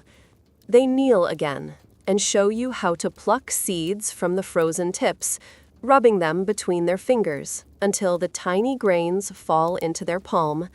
You try. The seeds crumble in your hands, slipping away. You try again. This time, a few grains stay on your skin. Not much, barely anything, but the leader seems satisfied. The message is clear. Food is everywhere, if you know how to find it. But finding it requires patience, skill, and endurance. You stand again, breath visible in the cold air, and look around the valley. You realize suddenly how blind you were when you first arrived, surrounded by food, yet unable to see any of it. To you, the land looked empty. To the people of this world, it is a pantry hidden beneath layers of snow and subtle signals. The leader gathers the pile of roots, mushrooms, and seeds into their basket. They hand you half and gesture for you to carry it back to the shelter. The weight is not much, but the symbolism is. You're contributing, not surviving because of charity, but through learning, slowly, awkwardly, imperfectly, but learning all the same. When you return to camp, the group sits around the fire, waiting. You place your basket beside the others, and the older woman picks through your collection with a sharp eye. She removes one mushroom. Unsafe. She hands it back to you. A soft correction. A reminder that even one mistake can be dangerous here. You place it aside, humbled. The rest of your harvest passes inspection, and the group begins preparing the food together. Tubers boil, mushrooms simmer. Seeds are tossed into a heated stone bowl to crack open. You sit near the fire, hands outstretched, feeling the warmth seep into your palms. The leader sits beside you, adjusting their cloak, watching the group work. A quiet moment settles between you. You look at the fire. They look at you. And you finally understand the truth. In the Ice Age, food isn't just something you eat, it's something you earn. It's something you protect. It's something you share. And learning how to gather it is one of the hardest lessons you will ever face. You wake to the sound of wind slipping through the cracks of the shelter, a soft, almost musical whistle that rises and falls as the morning grows brighter. The fire has burned low, leaving behind a circle of glowing embers. The group moves around quietly, preparing tools, tightening the hides that form the shelter walls, and checking the supports that hold everything together. Today feels different. The air has a heavier edge to it. You sense it even before stepping outside. The leader motions for you to follow. You pull on your borrowed hide jacket, slip your feet into the furs by the entrance, and duck beneath the low doorway. The cold strikes immediately, biting at your cheeks, but the wind is calmer than yesterday. The sky is a pale blue, interrupted by streaks of thin clouds stretched in long lines. Snow glitters across the land. The leader walks toward a patch of open ground at the valley's edge, where the snow is thinner and the soil is slightly exposed. You follow closely, still adjusting to the uneven terrain. Your legs feel slow and stiff, but you push yourself to keep pace. When you reach the spot, you see a collection of branches lying in the snow, curved, heavy, stripped of bark. Some are long and flexible, others short and thick. They're not random. They've been collected deliberately. The leader kneels and gestures for you to kneel as well. They point to the branches, then to the shelter, then to the snow falling lightly from the sky. You understand. Today, you're learning about Ice Age shelter building, the skill that keeps humans alive when storms sweep across the land. You pick up one of the branches. It's heavier than you expected, curved naturally into a shape that almost resembles part of a rib cage. The leader picks up another and begins arranging them into an arch. They tap the ground with the butt of their spear, marking the shape the structure will take. You watch their hands carefully. There's nothing rushed about their movements. Everything is intentional.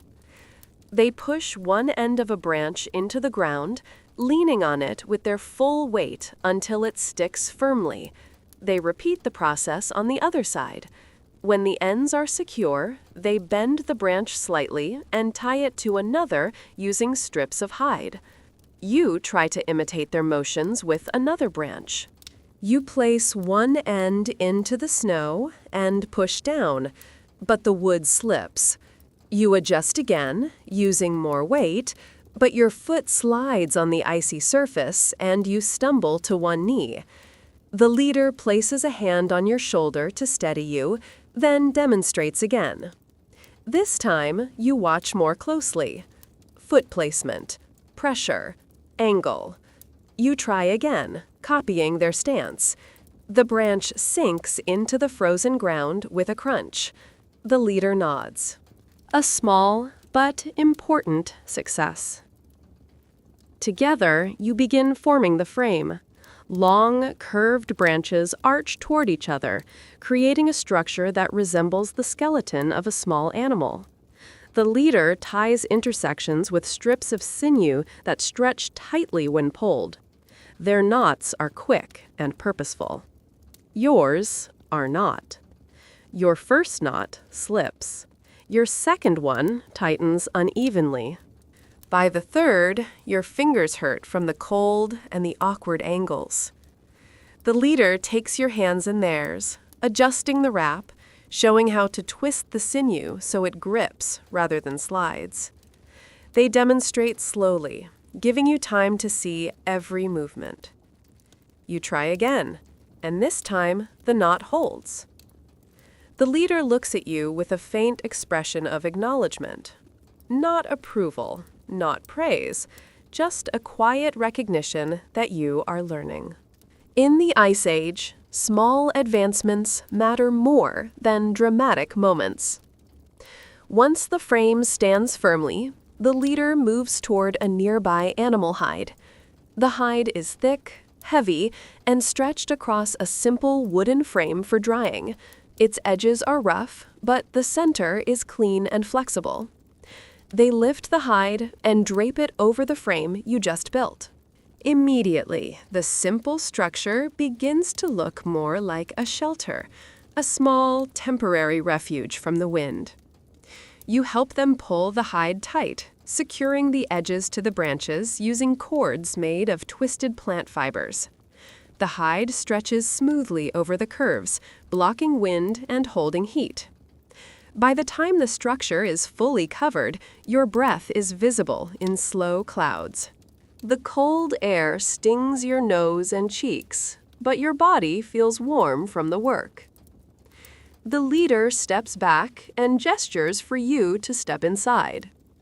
You crawl through the narrow entrance and settle onto the snow-covered ground beneath the hide.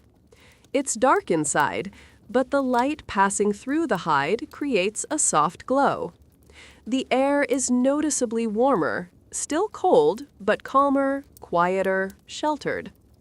Your shoulders relax involuntarily. This tiny structure feels like a miracle. You hear the leader step in behind you.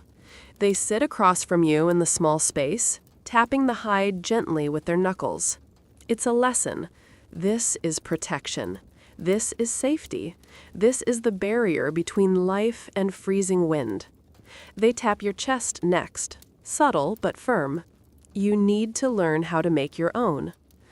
You nod slowly, understanding what they mean. Out here, shelter isn't a building. It's a strategy, a skill, a lifeline.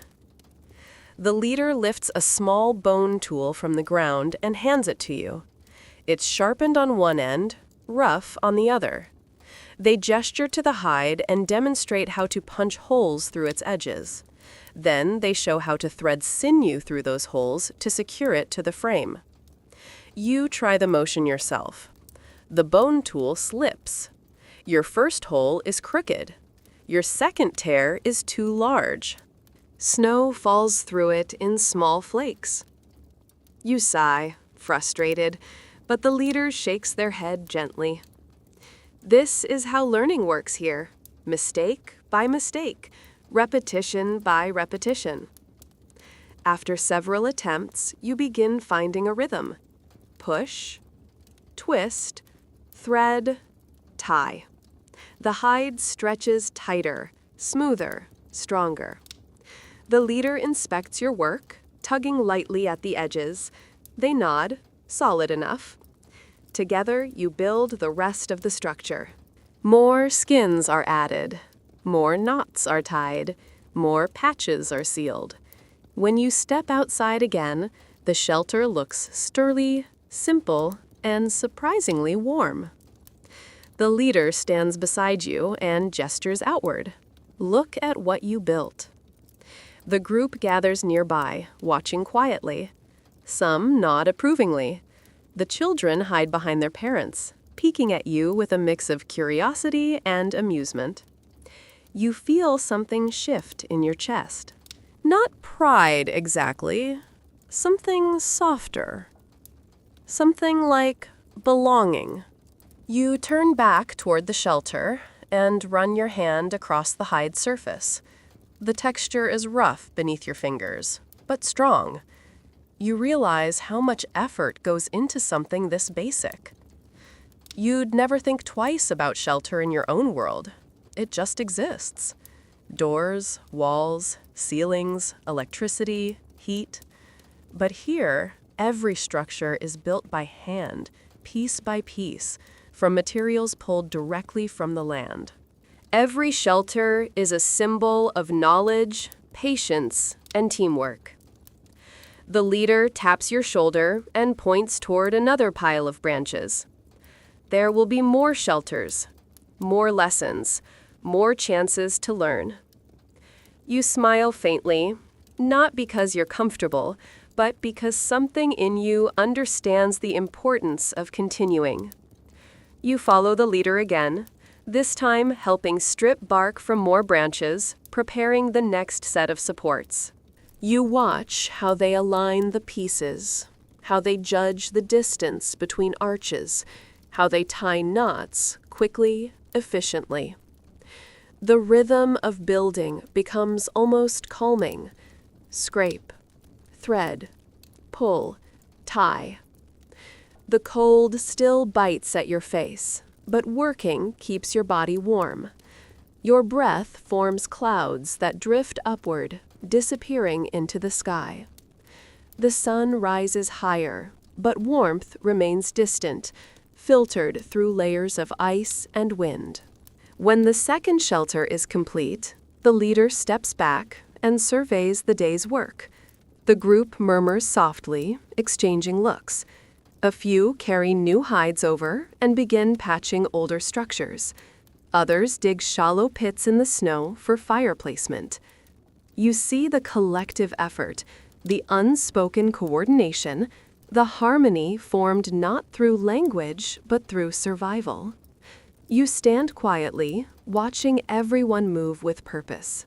In the Ice Age, shelter is not just a place to sleep.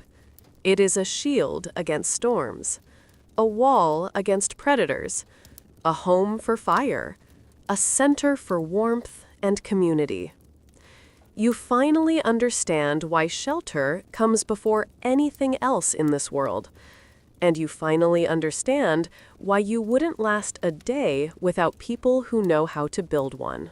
The wind cuts across the frozen plain, sharp and unrelenting, carrying the faint scent of snow and something else, perhaps the distant smell of a mammoth herd or the coppery tang of a predator nearby. You hunch your shoulders against it, trying to make the furs around your neck work harder than they are. You've worn them for weeks now, yet they still don't block the wind entirely. Every gust reminds you that this world does not forgive mistakes, and comfort is a luxury you cannot afford. Your breath clouds in the cold air, forming small, ephemeral clouds that vanish before you can grasp them. It feels like the Ice Age itself is alive, a massive, patient observer waiting for a slip. One misstep, one moment of distraction, and it will claim you. You glance around the plain. Snow stretches endlessly, broken only by jagged rocks or the occasional skeletal remnant of some animal that could not survive these conditions. There is no path, no road, no sign of civilization. Only you, the wind, and the relentless cold. You shiver again, not just from the temperature, but from the sudden awareness of how thin the veil between survival and death really is. In the forests far to the south, the wind would be softer, the snow less deep. Here, in this open tundra, there is no protection. Every creature here is either adapted or doomed. You, with your weak hands and feeble body, feel neither. The first task of the day is simple in theory: find food. But simple in theory does not mean simple in practice. Your stomach growls, reminding you that your previous day's hunt, a meager collection of roots and frozen berries, was barely enough. You know your energy will drain quickly, and you will not last long without sustenance. The thought presses down harder than the frost biting at your fingers. You scan the horizon and notice subtle signs. A line of small tracks in the snow, perhaps from a hare or fox. Your heart skips. Prehistoric survival demands attention to the smallest details. One wrong identification, one false move, and a day's effort could vanish. You crouch low, feeling the cold bite into your knees through your furs, and start following the tracks. Every step is deliberate, quiet, measured. The crunch of snow beneath your feet feels deafening, each sound a potential signal to predators that you are here. Hours pass. You stumble over rocks hidden beneath the snow, scrape your hands on frozen bark, and feel the icy burn in your cheeks. Your fingers, though gloved, are stiff. You check your crude spear, carved from a sharpened branch, its tip hardened in fire. It is your only defense if anything larger than a hare crosses your path. Even so, the thought of facing a saber-toothed cat, a dire wolf, or worse, a mammoth with tusks long enough to pierce bone, looms constantly in the back of your mind. These creatures are not waiting for you to adjust. They are here, adapted to every nuance of this frozen world. You are not. You spot the hare, its fur blending almost perfectly with the snow. The animal twitches its nose, unaware of your presence, but alert to the slightest movement. You raise your spear, drawing back slowly, muscles trembling from both exertion and the cold. You steady yourself, imagining the angle, the trajectory. The world seems to narrow into this one small target. If you miss, not only will you go hungry, but your failure will remind you, sharply and painfully, that survival in the Ice Age leaves no room for errors. You throw. The spear arcs through the icy air and misses. The hare bolts, leaving you standing with clenched teeth and numb hands. Your stomach grumbles louder now, and reality presses in. You cannot linger.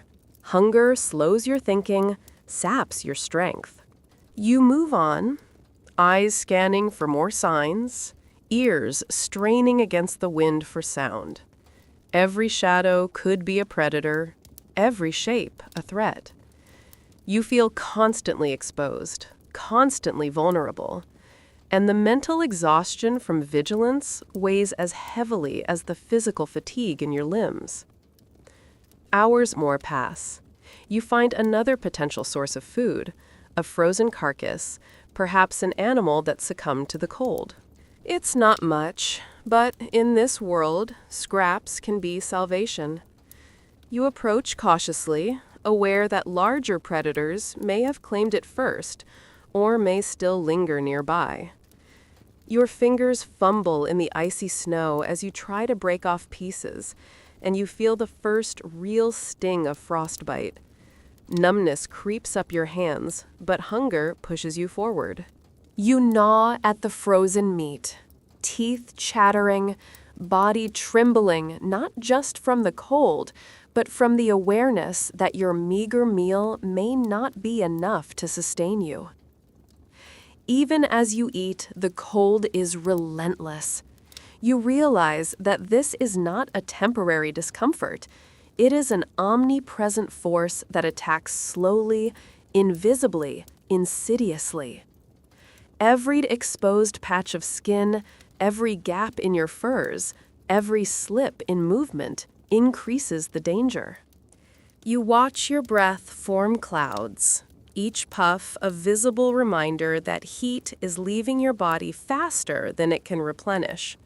You have never felt such raw, constant vulnerability. And yet, every second you survive feels like a small victory. After some time, you continue moving across the icy landscape, searching for shelter. Trees are sparse, caves are rare. You find a small rock overhang, just enough to block the wind for a moment. You huddle beneath it, wrapping your furs as tightly as possible. The relief is slight, but it's enough to slow your shivering slightly. You close your eyes briefly, though sleep is dangerous this close to predators, this far from warmth. This exposed in a world where every second counts. The mental strain of constant awareness begins to weigh on you. You think of the Ice Age as a vast, indifferent teacher. There is no guidance, no mercy, no second chances. Every decision carries weight. Which direction to move, which tracks to follow, which shadow to ignore, which risk to take. You realize quickly that this world is less about courage and more about calculation, endurance, and luck. Even the strongest, fastest, or cleverest, without the right judgment, cannot survive long. Eventually, you hear it. A low growl, deep and resonant, vibrating through the frozen earth beneath you. Your body freezes instantly, muscles locking as your eyes dart toward the sound. You see a shape emerging from the snow, a predator far larger than you imagined, moving with precision and deadly grace. You grip your spear, fingers stiff and trembling, trying to recall every instinct and every tiny lesson you've observed from previous encounters. Your mind races, calculating possible movements, potential escape routes, angles of attack, and the unfortunate likelihood that you may be outmatched. The predator pauses, sniffing the air, eyes locking on you. Every heartbeat feels amplified. Your throat tightens, breath comes shallow and quick, and yet you know the only way to survive is to remain still, to project calm, to appear as little as possible. You do nothing, frozen, a stark contrast to the roaring wind and endless cold around you. The animal inches closer, each movement deliberate, testing, calculating, just as you are. You feel a surge of adrenaline and fear, yet also clarity. The Ice Age does not forgive panic. You must observe, react, and survive. Minutes stretch, though they feel like hours. The predator finally turns away, perhaps deciding you're not worth the effort, or perhaps drawn to something easier. Your muscles relax slightly, but not entirely. You continue your careful progress across the tundra, every movement deliberate, every step measured. You think about how many people have stood where you do now, and how many never returned. This thought is sobering, but it strengthens your resolve. Hours later, the sun drops lower, painting the snow in faint shades of pink and gold. You find a small valley, sheltered from the worst of the wind. You settle for the night, arranging rocks and snow as makeshift walls, creating a crude barrier against both predator and cold. You huddle into your furs, exhausted, muscles screaming, fingers stiff, teeth chattering. The cold is persistent, gnawing through every layer, every precaution. Sleep will come briefly, if at all, and when it does, it will be shallow and wary. As you lie there, you reflect on the sheer difficulty of this existence. Every action requires energy, every decision carries risk, and the environment is a constant adversary. The Ice Age is not a forgiving teacher, it is a relentless one. The strength you thought you had is tested.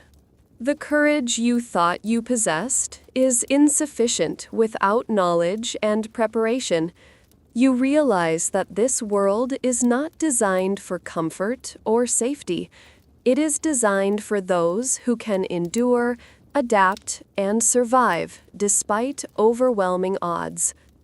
By the time the moon rises fully, casting pale silver light across the icy plains, you feel a mix of triumph and humility. You survived another day, but you know the world is waiting with endless challenges. Hunger, cold, exhaustion, and predators are constants. Every sunrise will demand the same vigilance, the same resilience, the same willingness to face danger in every form. And yet, despite the harshness, there is a strange beauty in it. The vast, silent plains, the frozen rivers, the distant mountains, and the snow shimmering under moonlight create a landscape both deadly and awe-inspiring. The Ice Age is brutal, yes, but it is also raw, pure, and magnificent in a way no modern city ever could be. You understand now, fully, why this era is revered in stories, feared in reality, and impossible to endure without adaptation. You close your eyes for a brief, cautious rest, feeling the harsh night press in from every side. Your body aches, your fingers are numb, your stomach grumbles faintly, but you survived. You are still alive in a world that would claim most without thought, and you know tomorrow will demand even more. Because in the prehistoric Ice Age, every day is a battle, every choice is life or death, and every moment tests the limits of endurance, courage, and sheer will. You wouldn't last a day without learning to think like this world thinks, to endure like it endures, and to respect its relentless, unforgiving rhythm. And even now, lying beneath the stars, listening to the wind whistle through frozen plains, you understand one undeniable truth. Survival in the Ice Age is never easy, and for most, it is impossible. Yet here you are, still breathing, still moving, still aware. And that alone is an accomplishment worth recognizing in a world where failure is everywhere and mercy is rare. The morning breaks gray and brittle across the frozen plains. Snow crunches underfoot as you move carefully, every step deliberate, every sound magnified in the cold, thin air.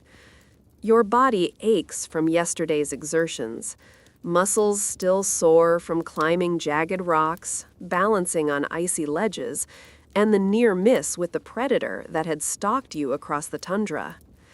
The wind cuts like a blade, and you pull your furs tighter, but even the thickest layers cannot stop the relentless bite. Every breath is icy, and your lungs burn as they force the frigid air deep inside. Yet there is no time to linger, no warmth to seek beyond the thin barrier you have built around yourself. Hunger presses more urgently than the cold, reminding you that survival here is a constant negotiation between two merciless forces, starvation and frost. You scan the horizon. The frozen landscape stretches endlessly, punctuated only by jagged outcroppings of rock and the occasional skeletal silhouette of a tree. Every shadow could conceal danger, a pack of wolves, a saber-toothed cat, or even something larger, something silent and predatory, moving with purpose through the snow. You grip your spear tightly, feeling the rough wood beneath your fingers, the splintered tip hardened in fire. It is crude, but it is your lifeline. Without it, you would not last an hour. You decide to move toward a line of distant rocks that might offer shelter from the wind. Every step is calculated. Snowdrifts obscure the terrain, and the slightest misstep could mean twisting an ankle or worse. Your body has adapted to this harsh rhythm, but adaptation does not erase vulnerability. Every movement is cautious, every sound noted, every scent cataloged in your mind. Prehistoric survival is not about speed or brute strength alone. It is about attention, awareness, and respect for a world that is indifferent to weakness. Halfway to the rocks, you spot tracks in the snow, large, deliberate, and unmistakably recent. Your stomach tightens. They could be from a herd of herbivores, perhaps a mammoth moving with its young, but the spacing is too wide, the imprint too deep. Predators move with purpose, leaving evidence of their hunting pattern, and these tracks suggest intelligence, power, and danger. You freeze, weighing the possibilities. To continue toward the rocks may be to walk directly into the predator's path. To turn back risks exposure in the open plain. Every choice carries consequences. Each step a negotiation with survival itself. You crouch behind a low snowdrift and watch, trying to remain as silent and still as possible. Time stretches. Minutes pass, or perhaps an hour. The cold does not care for your perception of time. The tracks become clearer as you observe them from a safe distance.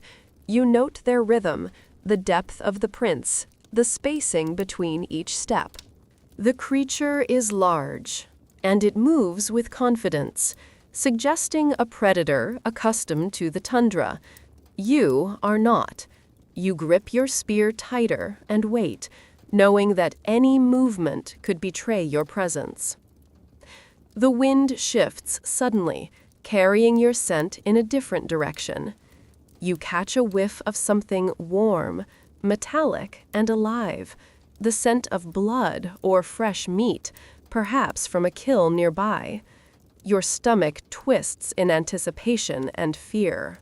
Hunger pushes you forward, but your instincts scream caution.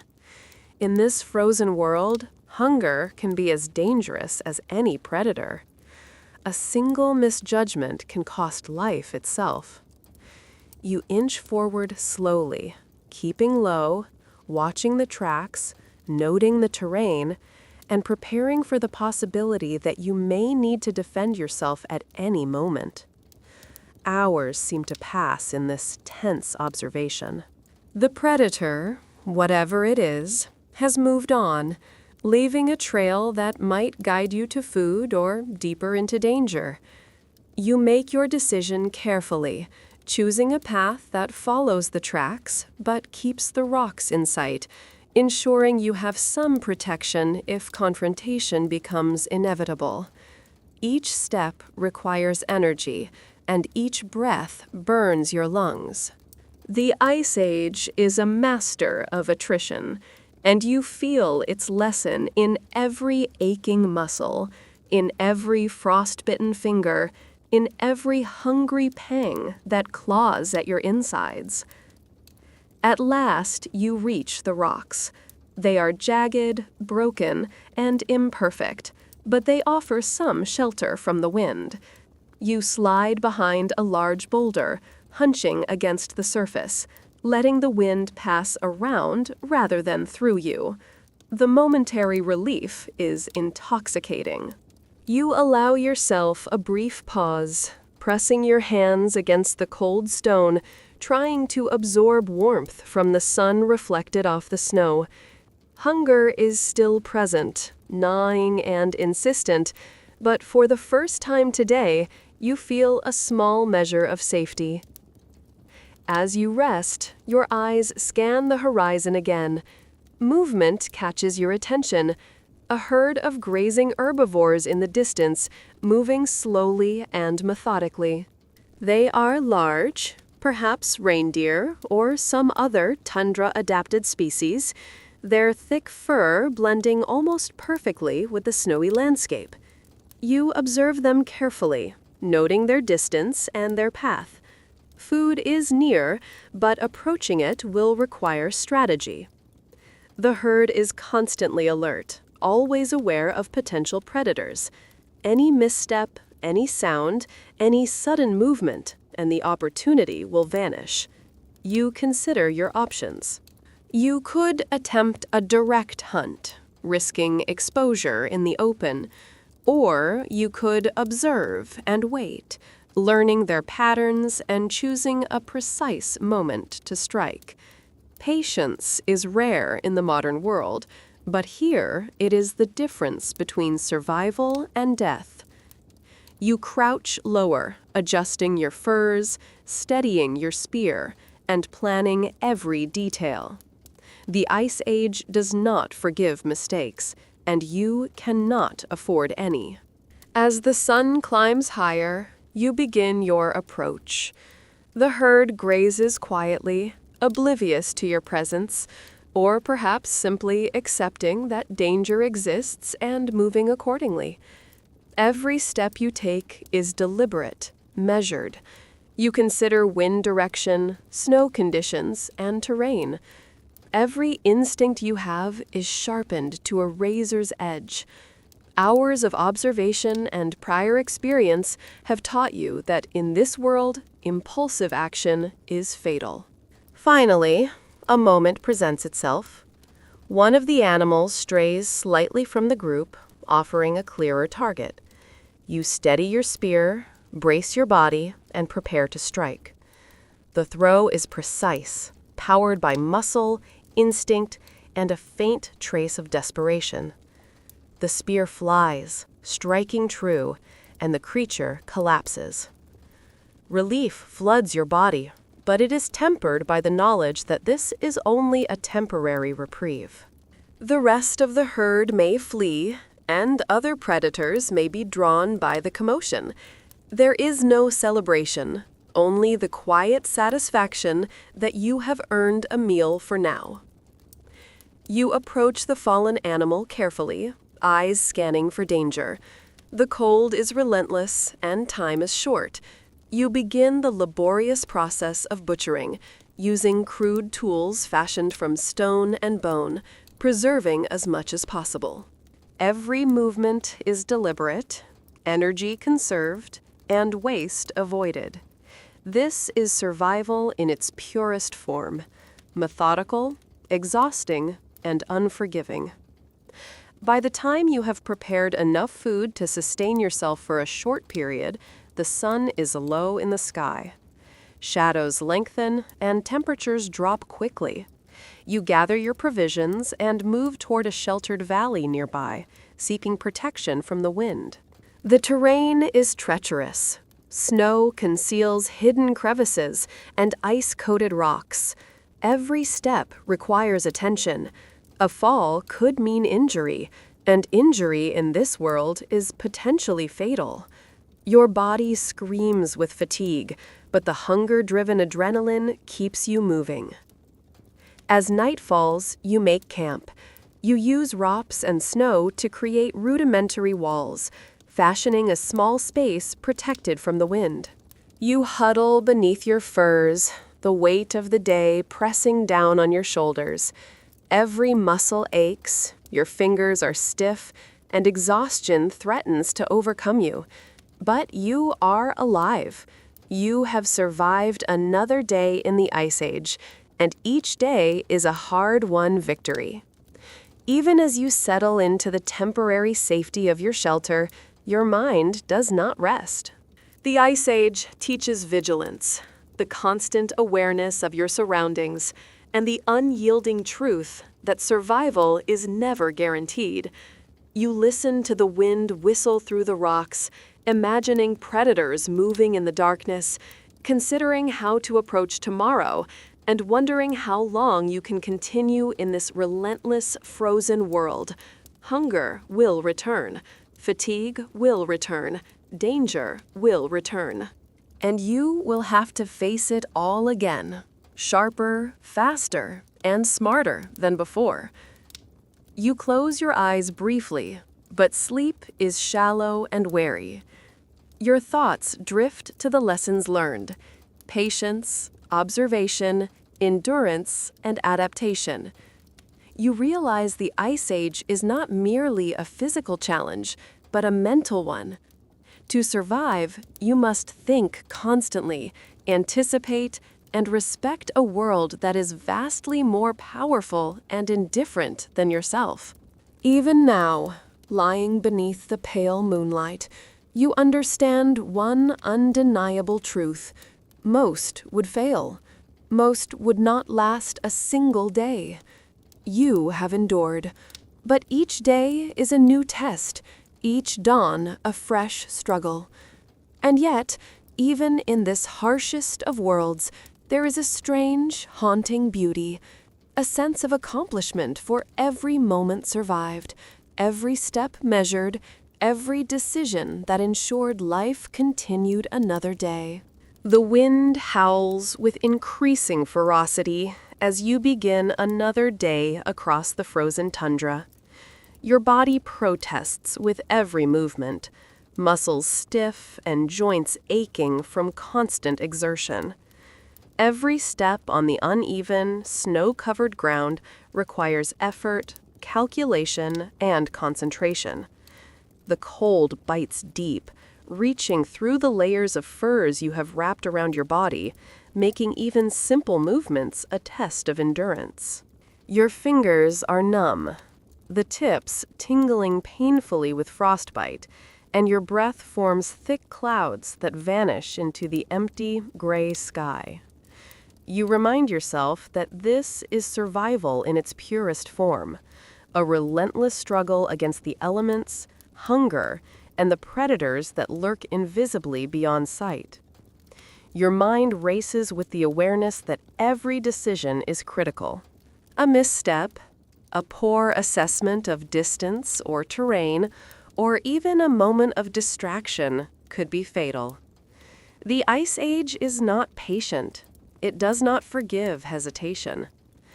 You take stock of your surroundings, scanning for movement, listening for subtle sounds beneath the wind's roar, and sniffing the air for any hint of predator or prey. Every sense is sharpened, your mind operating in a heightened state of alertness. You are no longer just moving through the world, you are negotiating with it, step by step, breath by breath. Ahead, you spot the faint outline of a frozen river, glinting under the weak sunlight.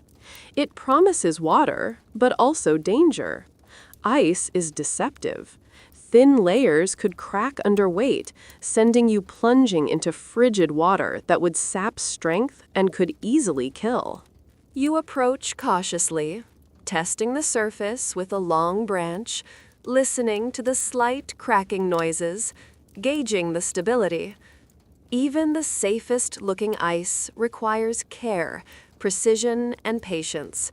One careless step could undo everything you have accomplished over the past days.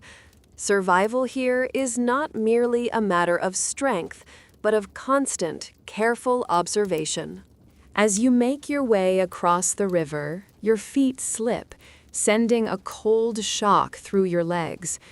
Your hands grasp the spear for balance, but your grip is unsteady, fingers trembling from both cold and tension. You take a slow, deep breath, forcing your mind to focus on the mechanics of walking across treacherous ice. Every step is deliberate, calculated, measured. The river is shallow in places, but in others, dark holes hint at depths that could trap or drown. You navigate carefully, and after several tense minutes, you make it to the opposite bank. Relief is fleeting, however, because survival never pauses. The Ice Age continues to demand alertness, resilience, and vigilance. At last, you are close enough to prepare. You ready your spear, tightening your grip and steadying your body. Your heart beats rapidly, a mixture of fear, anticipation, and determination. The moment arrives. You throw. The spear arcs through the frigid air and strikes true. One of the animals collapses, and the herd scatters with urgent, panicked movements. Relief floods through you, though it is tempered by the immediate work ahead. In this world, success is only the beginning. Survival is about preparation, resourcefulness, and the ability to act under constant stress. You approach the fallen animal cautiously, mindful of potential predators drawn to the commotion. Your fingers, stiff from cold, work with surprising dexterity to break the meat free. You use your crude tools, fashioned from stone and bone, to cut and preserve as much as possible. Every scrap is valuable. Every ounce of energy expended is measured against the caloric return. Hunger is relentless, but waste cannot be tolerated. You work efficiently, aware that night is approaching, temperatures are dropping, and you need shelter to avoid freezing entirely. With the meat secured, you move toward a small cluster of rocks in the distance, hoping for a measure of protection from the wind. Snowdrifts make travel difficult, concealing deep crevices and frozen mud that could lead to injury. You step carefully, placing your spear for balance, every movement deliberate. Exhaustion presses down, muscles screaming, lungs burning with every breath of cold air. Yet you push forward. The Ice Age does not permit laziness or hesitation. Each day is a battle, and every action, no matter how small, carries the weight of life or death. The rocks offer only partial shelter, but they are enough to create a small area protected from the worst of the wind. You huddle beneath a ledge, pressing your body close to the stone, seeking even a fraction of warmth. The sun begins to set, painting the snowy landscape with muted reds and golds. The temperature drops rapidly, and your body trembles as fatigue and cold collide. You take a moment to catch your breath, thinking about the lessons learned from countless hours of observation and movement. In this harsh world, every experience is a teacher. Every error, a potentially fatal instruction. As darkness falls, the wind intensifies, whipping through the rocks and snowdrifts, carrying with it the faint sounds of distant predators. You huddle closer, securing your spear and arranging your furs to cover as much exposed skin as possible. Hunger gnaws persistently, a reminder that survival is never complete. Every night brings new threats, new challenges, and the constant necessity of vigilance. Sleep is shallow and intermittent, punctuated by dreams of predators, ice, and hunger. Yet even brief rest is crucial. Without it, fatigue will make the next day impossible to endure. You reflect on the starkness of this existence. The Ice Age is not a gentle teacher. It is relentless, indifferent, and unforgiving. Every moment demands awareness, skill, and adaptation. Every decision carries weight. Every action could be fatal, and every breath is a reminder of the fragility of life. Hunger, cold, and danger are omnipresent, testing both mind and body at every turn. You understand now that this is why so few survived, why human ingenuity and adaptability were so crucial, and why even a single day in this environment is an achievement. Hours pass under the cold, starlit sky. You listen to the faint whisper of the wind, the crack of distant ice, and the subtle movements of unseen creatures. Awareness does not rest, and vigilance is constant. You realize that survival is a combination of patience, observation, endurance, and quick thinking. Even the strongest, fastest, or most cunning, without the proper understanding of the Ice Age's rhythm, would fail. By the time the first hints of dawn touch the horizon, you are exhausted, cold, and painfully aware of every ache in your body. Hunger is still present, predators are still a possibility, and the environment remains a constant adversary. Yet despite this, there is a strange, quiet satisfaction in having endured. The frozen world is harsh, brutal, and unrelenting, but you are still here. You have survived another night, another day, and that in itself is an accomplishment. Every movement, every decision, every breath has contributed to your continued existence in a world that tests you relentlessly. As you prepare to move again, gathering what supplies you can carry, you reflect on the lessons the Ice Age teaches every day. Adaptation, awareness, patience, courage, and respect for the forces of nature are essential. Strength and speed alone are insufficient.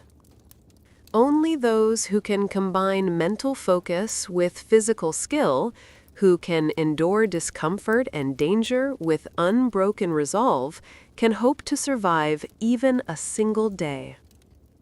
You glance across the icy expanse, knowing that the next hours will demand the same vigilance, resourcefulness, and determination. There is no comfort, no certainty, no pause from the relentless challenges of this frozen world. And yet, for every moment survived, for every step completed, for every decision that allows you to continue, there is a small, undeniable victory.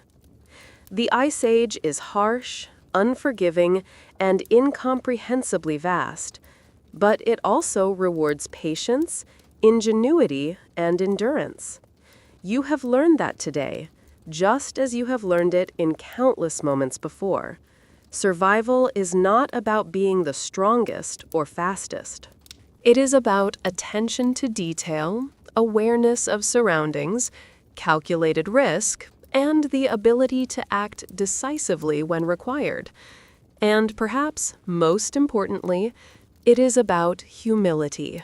Understanding that in this world, humans are rarely in control, and life is a precious, fragile gift. With that understanding, you tighten your furs, check your spear, and begin moving again. The frozen plain stretches endlessly, cold and indifferent, but you are alive, and that makes all the difference. Another day awaits, filled with hunger, risk, and the endless demands of survival, and you step forward, ready to face it, knowing fully that the Ice Age will not relent, and that endurance is the only currency that matters in this frozen world. The sun is barely above the horizon, a pale disk struggling to warm the frozen world. You rise slowly, muscles stiff from yesterday's exertions, joints aching from the uneven terrain, and fingers still tingling with frostbite. Every movement feels heavy, as if the weight of the Ice Age itself presses down upon you. The cold is constant, unrelenting, and indifferent. It seeps into your bones, into your lungs, into your very resolve. Yet there is no choice but to move. Every day is a negotiation with survival, and hesitation is a luxury you cannot afford. You gather your meager supplies, dried meat you manage to preserve, scraps of fur for warmth, and your spear, worn from constant use. Each item carries weight beyond its physical presence. The meat is sustenance, the furs protection, and the spear both defense and a reminder of your vulnerability. You have learned to respect your tools, for in this environment, their reliability may determine whether you live or die. There is no margin for error, no second chances, and no safety nets. Each decision carries consequence. The frozen plains stretch endlessly before you. Every movement is deliberate, calculated, and cautious. Snowdrifts conceal treacherous terrain, crevices, thin ice, or hidden rocks, each capable of ending your journey in an instant. The wind whistles through the desolate landscape, carrying whispers of the Ice Age's relentless rhythm. You walk slowly, listening, observing, feeling the pulse of this harsh world. It is alive in its own way, indifferent to human suffering, demanding constant attention, endurance, and respect. In the distance, you spot a ridge that may provide vantage over the terrain. From there, you might locate food, shelter, or signs of predators. You begin the ascent, muscles protesting, lungs burning with every breath of frigid air. The snow beneath your feet shifts and slides, forcing you to test each step, gauge each placement, and maintain balance. Even the simplest movements require attention. A slip, a misjudged step, could mean injury, and in the Ice Age, injury often equates to death. Every inch gained is earned through focus, strength, and perseverance. As you climb, you notice subtle changes in the environment. The snow becomes harder, more compact, and the wind more biting. Tracks of animals appear intermittently, small herbivores here, predators there, each telling a story if you pay attention. You have learned to read these signs, to interpret patterns, and to anticipate danger. Every footprint, every broken branch, every displaced snowflake is a clue. In this frozen world, information is as vital as fire or food. Observation is survival. Reaching the top of the ridge, you survey the land. The frozen plains extend in every direction, broken only by the occasional outcropping of rock or a distant grove of sparse trees. A herd of herbivores grazes cautiously, their movements deliberate and alert. Your stomach tightens. Hunger has become a constant companion, gnawing, insistent, unyielding. To hunt them, you will need patience, strategy, and precision. Any misstep will mean failure and the risk of attracting predators to your position. Success is never guaranteed, and in this environment, failure can be fatal. You begin to plan. The wind direction, the terrain, and the distance all play a role in how you will approach.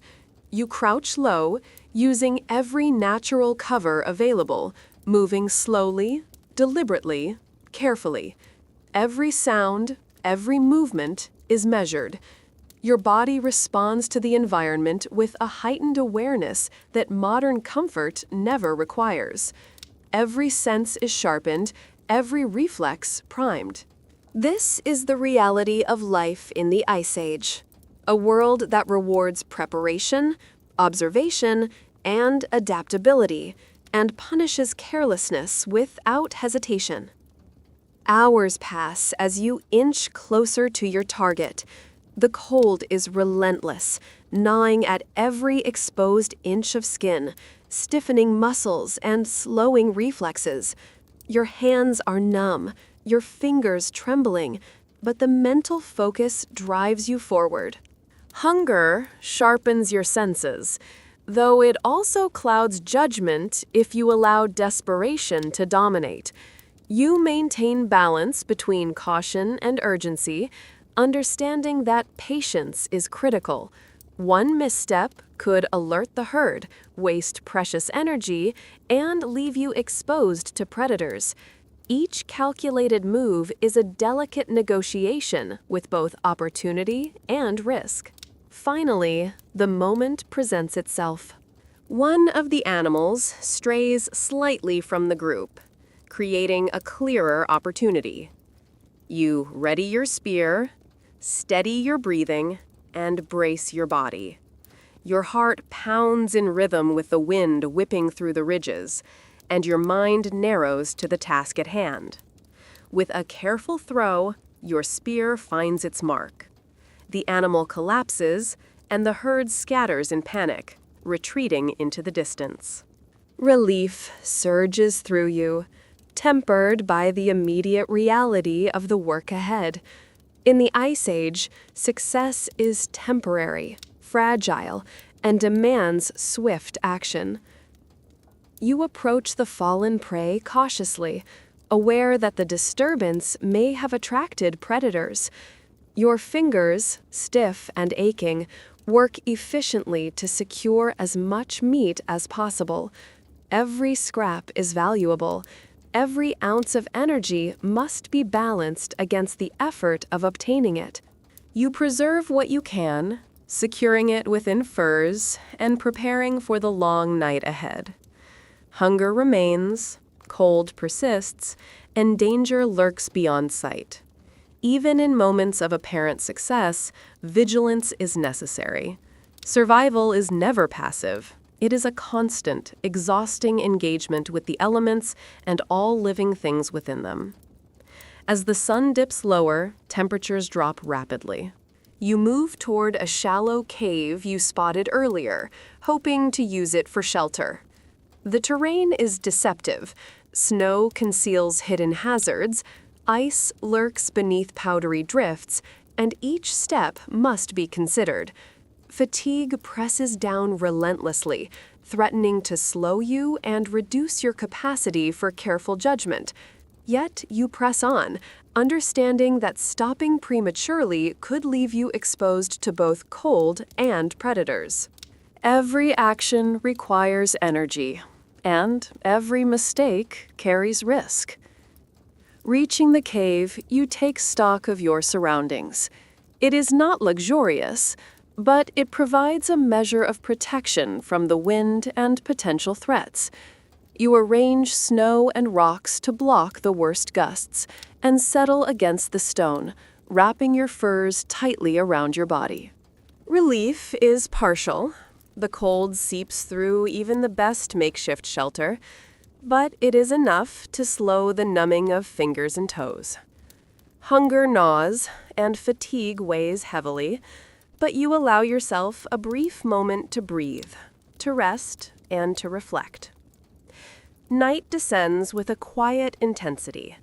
The wind whistles through the cave entrance, carrying distant sounds of movement, a predator stalking in the distance, ice cracking, snow shifting.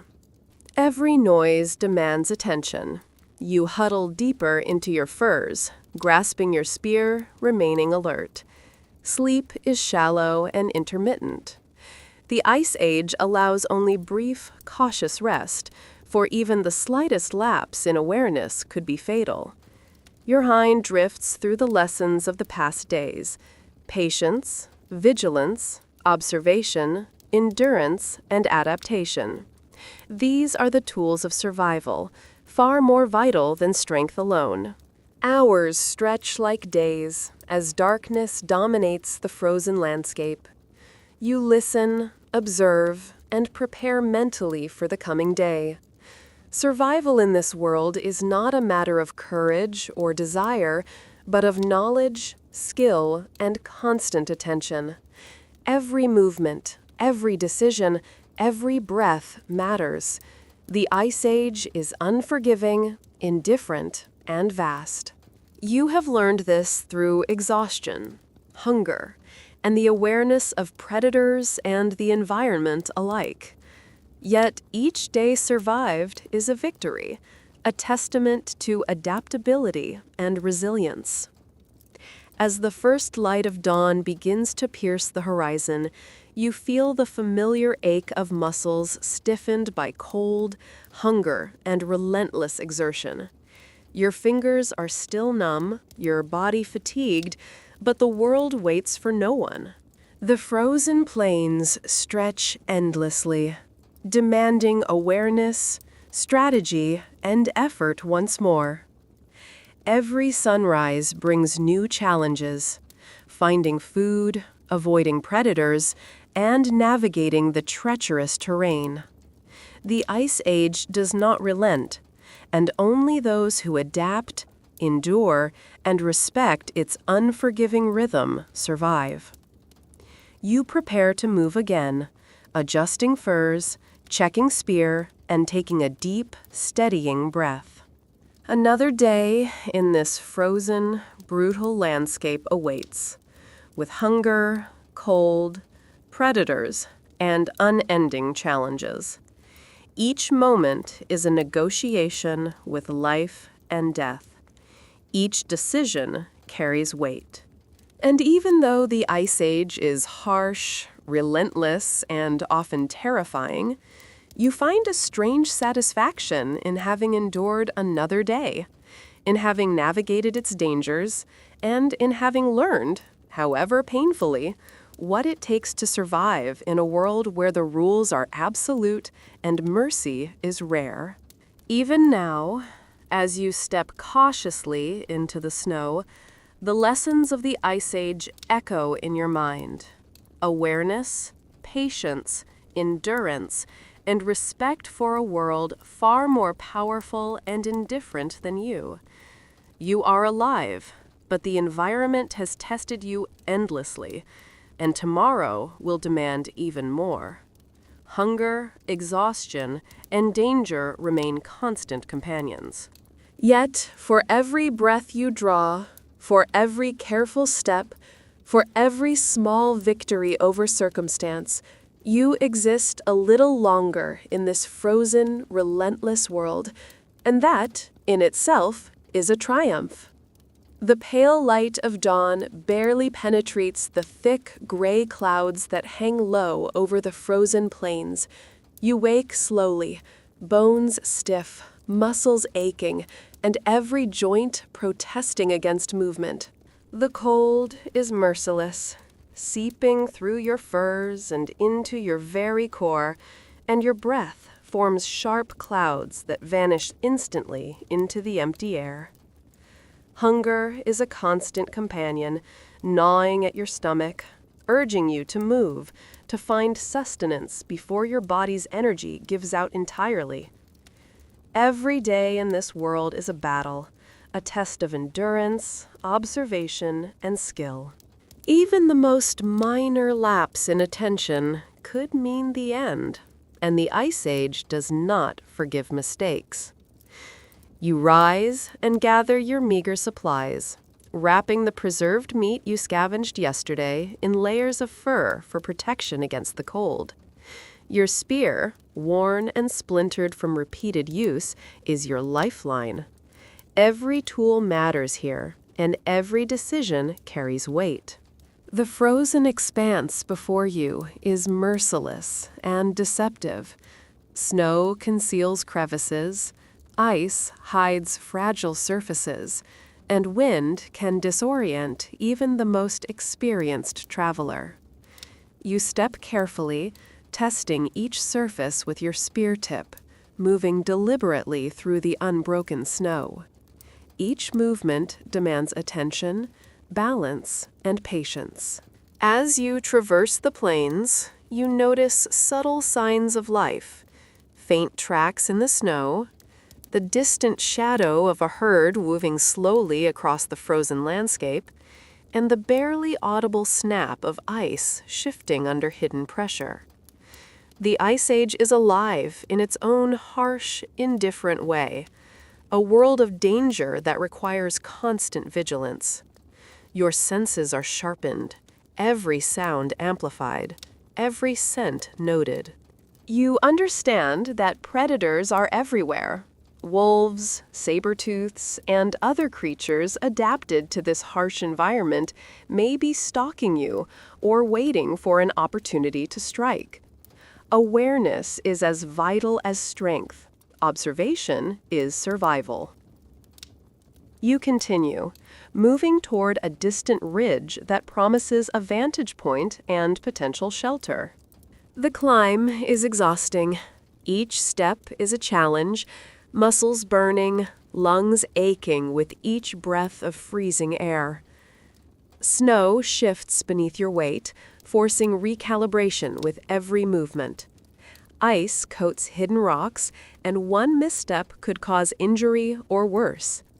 You press on, using your spear for support, eyes constantly scanning for signs of danger or opportunity. Hunger sharpens your focus, Yet it also threatens to cloud judgment if you allow desperation to dominate. Balance is essential. Patience versus urgency. Caution versus need. Reaching the ridge, you pause to catch your breath and survey the landscape. A herd of herbivores grazes in the distance, moving cautiously, ears twitching, nostrils flaring. Hunger tightens your stomach, but the hunt is not simple. These animals are constantly alert, tuned to detect threats from miles away. Any misstep could send them fleeing, and failure could expose you to predators drawn by movement or scent. Every step you take, every motion you make, must be precise, deliberate, and calculated. In the Ice Age, success is temporary, fragile, and demands swift, intelligent action. You crouch low, moving carefully through shallow snowdrifts, using natural cover to conceal your presence. The wind whips relentlessly, carrying your scent and masking some of your sounds, but it is unpredictable. You adjust constantly, recalibrating your movements in response to gusts that threaten to expose you. Hours pass like minutes, or perhaps minutes like hours. Time loses meaning in the unbroken white expanse. Hunger gnaws, cold bites, muscles ache, yet you persist, understanding that patience, observation, and timing are the difference between life and death. At last, opportunity arrives. One animal strays slightly from the herd, presenting a clearer target. You ready your spear, steady your breathing, and focus every ounce of attention on your throw. Your heart pounds in rhythm with the wind, and your mind narrows to the task at hand. With precision born of necessity, you launch your spear. It strikes true. The animal collapses, and the herd scatters in panic. Relief floods through you, though it is tempered by the awareness that predators may now be alerted to your presence. In this environment, every victory is immediately followed by new challenges. You approach the fallen animal cautiously, aware that danger is rarely far behind.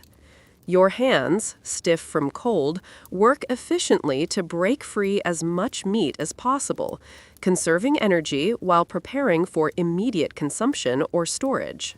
Every ounce is vital. Waste is not an option. Hunger remains, but this meal offers temporary reprieve, a brief moment of safety and sustenance. You secure the meat in furs, creating bundles that will provide calories for the next hours or even days. But the labor is exhausting, demanding both strength and focus. In the Ice Age, even success is accompanied by exertion and vigilance. As the sun dips lower, shadows lengthen, and temperatures plummet. You move toward a shallow cave spotted earlier, hoping it will provide protection from wind and exposure. The snow hides hazards, crevices, thin ice, unstable ground. Each step is deliberate, calculated, and careful. Fatigue presses relentlessly against your body, threatening to reduce coordination and slow reaction time. You remind yourself that the Ice Age tolerates no weakness, and one careless step could be fatal. Even small decisions, where to step, when to rest, how to balance food and energy, carry immense weight.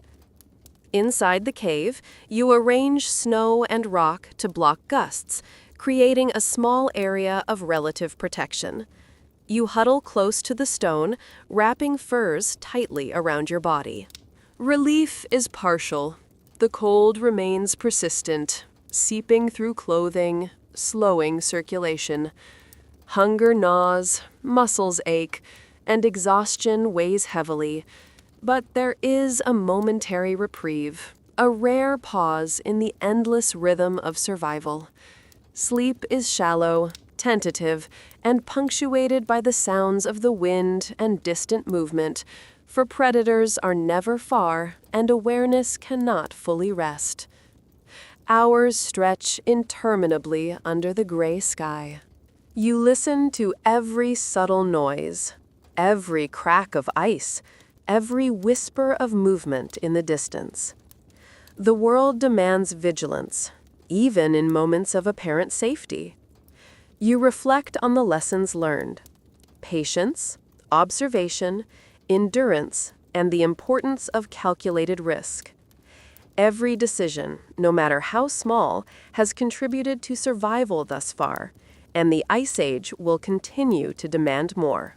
Strength alone is insufficient. Knowledge, caution, and adaptability are paramount. As night deepens, your body trembles from cold and fatigue. Every muscle protests, and your mind fights to remain alert. Hunger is still present, gnawing persistently at your energy. You huddle deeper into furs, gripping your spear, maintaining awareness despite exhaustion. Sleep is fleeting, and dreams are sharp and tense, echoing the dangers faced during the day. Yet, even brief rest is crucial. Without it, the challenges of the following day will be insurmountable. Survival is not merely physical, it is mental, emotional, and strategic. By the time faint dawn light touches the horizon, you feel the ache of muscles stiffened by frost, the persistent bite of cold, and the reminder of hunger. You know the next hours will demand vigilance, planning, and precise action. Every sunrise brings new challenges: sourcing food, avoiding predators, and navigating treacherous terrain. Each day is a cycle of observation, patience, and measured exertion. The Ice Age does not relent, and only those who respect its rhythm, heed its lessons, and act with intelligence survive. You prepare to move, gathering supplies, adjusting furs, and checking your spear. Another day awaits, full of hunger, exposure, and relentless challenges. Every step is a negotiation with life and death. Every decision carries weight, and every breath is an opportunity to endure. The Ice Age is harsh, indifferent, and unforgiving, but each day survived is a testament to resilience, awareness, and human adaptability. For every small victory, every measured step, every ounce of energy preserved, you live to face another day in a world where survival is the ultimate test. Even as you step back into the frozen expanse, you carry the knowledge that the Ice Age is absolute. Strength, speed, and courage alone are insufficient. Endurance, observation, patience, and adaptability are essential. Hunger, cold, and predators are ever present, constant tests of skill and awareness. Yet with each step, each careful movement, each decision informed by experience and caution, you persist. Survival here is fragile, temporary, and hard-won, but it is real. And in that truth lies both the challenge and the quiet, enduring triumph of human resilience in the Ice Age. The dawn is weak, struggling to illuminate the frozen landscape. You rise with stiffness and fatigue already embedded in your body, the result of days spent navigating snow, ice, and endless cold. Every joint aches, muscles protest with each movement, and your fingers are tingling painfully from frostbite that seems to linger no matter how tightly you wrap them. Hunger gnaws, sharp and insistent, pushing you forward even as exhaustion tries to anchor you to the frozen ground. The Ice Age does not pause, and it does not forgive mistakes. Each day demands vigilance, endurance, and awareness. Your furs are damp from the night's frost, and your boots have become brittle from constant exposure. You adjust your clothing, checking for cracks in leather, gaps in fur, and areas where the cold could seep in. Every detail matters. Small mistakes could become life-threatening. Your spear, rough and worn, is at the ready. It is not only a tool for hunting, but a lifeline in a world where predators move unseen and without mercy. In this environment, every object, every resource, every movement has meaning. Survival requires constant attention to the smallest details.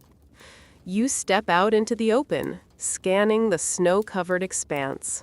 The wind carries the faint scent of distant animals, the subtle trace of predators moving quietly across the terrain, and the icy bite of the environment itself. Each of these signals demands interpretation. Every footprint, every shift in snow, every broken branch carries information vital for survival. You pause, observing a small herd of grazing herbivores in the distance. Hunger tightens your chest.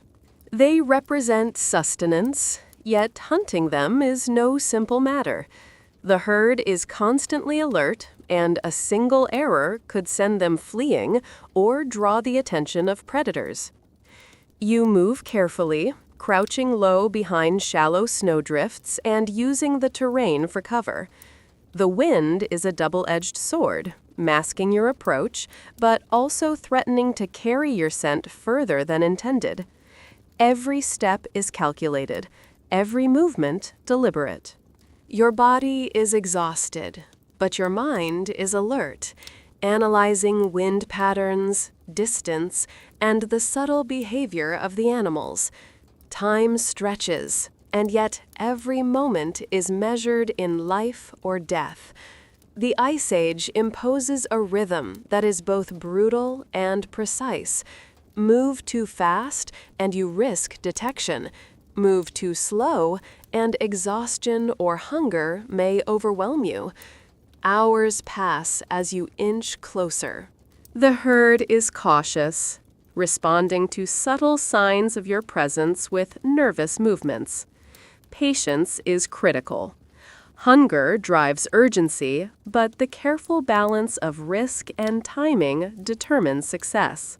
Finally, one animal separates from the group, presenting a target that is clear and reachable. You steady your body, focusing every ounce of attention on your throw. Heart pounding, muscles tensed, you launch the spear. It flies through the cold air and strikes true. The animal collapses, and the rest of the herd scatters in alarm. Relief surges, tempered by the immediate awareness that success in this environment is fleeting, fragile, and demands continued vigilance. You approach the fallen prey cautiously, scanning the surroundings for signs of predators drawn by movement or scent. The meat is vital for survival, but every ounce must be gathered carefully and efficiently. Using crude tools fashioned from stone and bone, you work methodically, breaking the carcass into manageable portions, wrapping it in furs for transport and protection from frost. Even in moments of apparent triumph, the Ice Age demands action and attention. Every second matters. Every error is costly, and every decision must balance effort, reward, and safety. With provisions secured, you begin the trek toward a distant outcropping of rocks, hoping to use it as shelter from the relentless wind and plummeting temperatures. The snow is deceptive, hiding holes, ice, and uneven terrain. Each step is deliberate, calculated, and exhausting. Fatigue presses down, threatening coordination and decision-making, yet you move on. The environment allows no pause. Survival requires forward motion, continuous evaluation, and cautious judgment. Every step is a negotiation with nature itself. Reaching the rocks, you take a moment to assess the area. It is not a comfortable shelter, but it is sufficient to block the worst of the wind and provide some safety for the night. You arrange snow and smaller stones to create rudimentary walls, crouching low and wrapping furs tightly around your body. The cold is relentless, seeping into every layer. Yet there is a measure of relief. Hunger remains, muscles ache, and the constant threat of predators persists. Even brief rest is vital, for tomorrow will demand equal, if not greater, endurance and vigilance. Night deepens, and the wind whips with increasing intensity. Every noise, the distant snap of ice, the faint movement of snow, the subtle howl of a predator demands attention. You hold your spear close, ears straining, eyes adjusting to shadows. Sleep is tentative, shallow, and fragmented. Even dreams are sharp and tense, echoing the dangers faced during the day. Rest is necessary, yet it comes with risk. Awareness cannot fully abandoned, for the Ice Age allows no lapse in judgment, no respite from the ever-present challenges of this frozen world. Hours pass, and fatigue begins to weigh heavily, pressing down on body and mind alike. Hunger continues to gnaw, pulling at your focus, reminding you of the constant need for sustenance. Yet there is a strange, quiet satisfaction in survival itself. Each day endured, each careful step, each decision made with attention and respect for the environment is a victory in its own right. The Ice Age is harsh, unyielding, and indifferent, but it also teaches resilience, ingenuity, and the quiet triumph of enduring against impossible odds. As the first light of dawn touches the horizon, you rise again, muscles stiff and aching, yet ready to face the challenges ahead. The frozen plains stretch endlessly, filled with hunger, exposure, and potential threats. Every sunrise is a reminder that the Ice Age continues its unrelenting tests.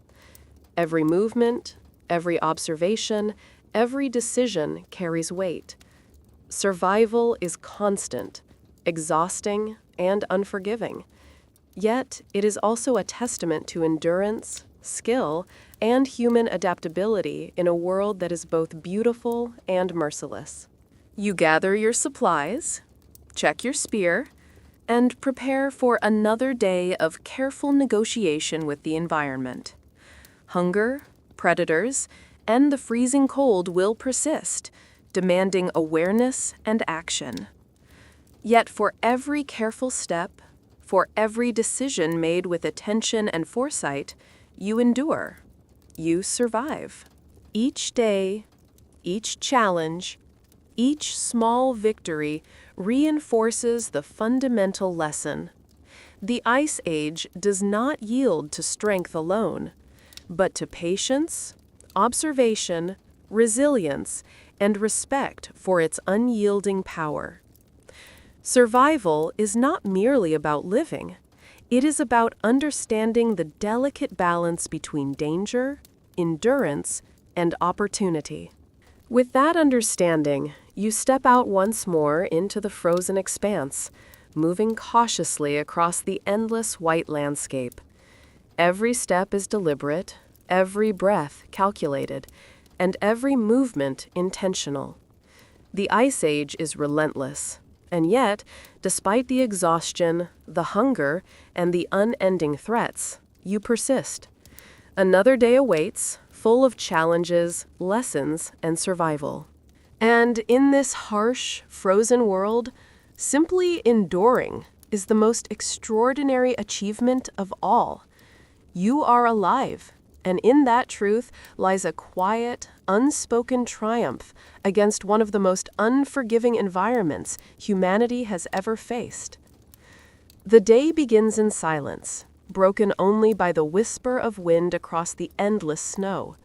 You wake slowly, every muscle and joint stiff from the night spent in makeshift shelter. The cold has left its mark. Fingers still tingle with frostbite. Breath comes in shallow, sharp bursts, and even your chest feels heavy from the chill that never truly leaves. Hunger presses in, reminding you of the meager meal you consumed yesterday and the need to find more sustenance soon. The Ice Age does not pause, does not allow comfort, and certainly does not forgive mistakes. Survival demands attention, endurance, and awareness at every moment. You gather your supplies, securing meat and furs, adjusting your clothing to seal out the biting wind, and checking the worn shaft of your spear. Every item is critical. The loss of even a small tool could have devastating consequences. You step into the frozen expanse, snow crunching underfoot, the uneven terrain demanding careful placement of each foot. Ice hides beneath soft snow, crevices threaten to swallow a misstep, and wind disorients as easily as it guides. Every movement is deliberate, calculated, and precise. Mistakes are costly. The Ice Age has a cruel rhythm, and only those attuned to it can endure. As you move, you notice signs of life, distant tracks of prey, faint movements in the snow, and the occasional shadow of a predator gliding across the ice. Observation is survival. Each imprint in the snow, each subtle change in the landscape, carries meaning. You follow the faint trail of a small herd of herbivores, understanding that patience will determine whether hunger is sated or intensified. The wind shifts unpredictably, masking your scent in one moment and carrying it to dangerous places in the next. Every step is a negotiation with nature, a careful balance of risk and reward. Hours pass as you stalk the herd, crouching low, moving slowly, and adjusting constantly to terrain and wind.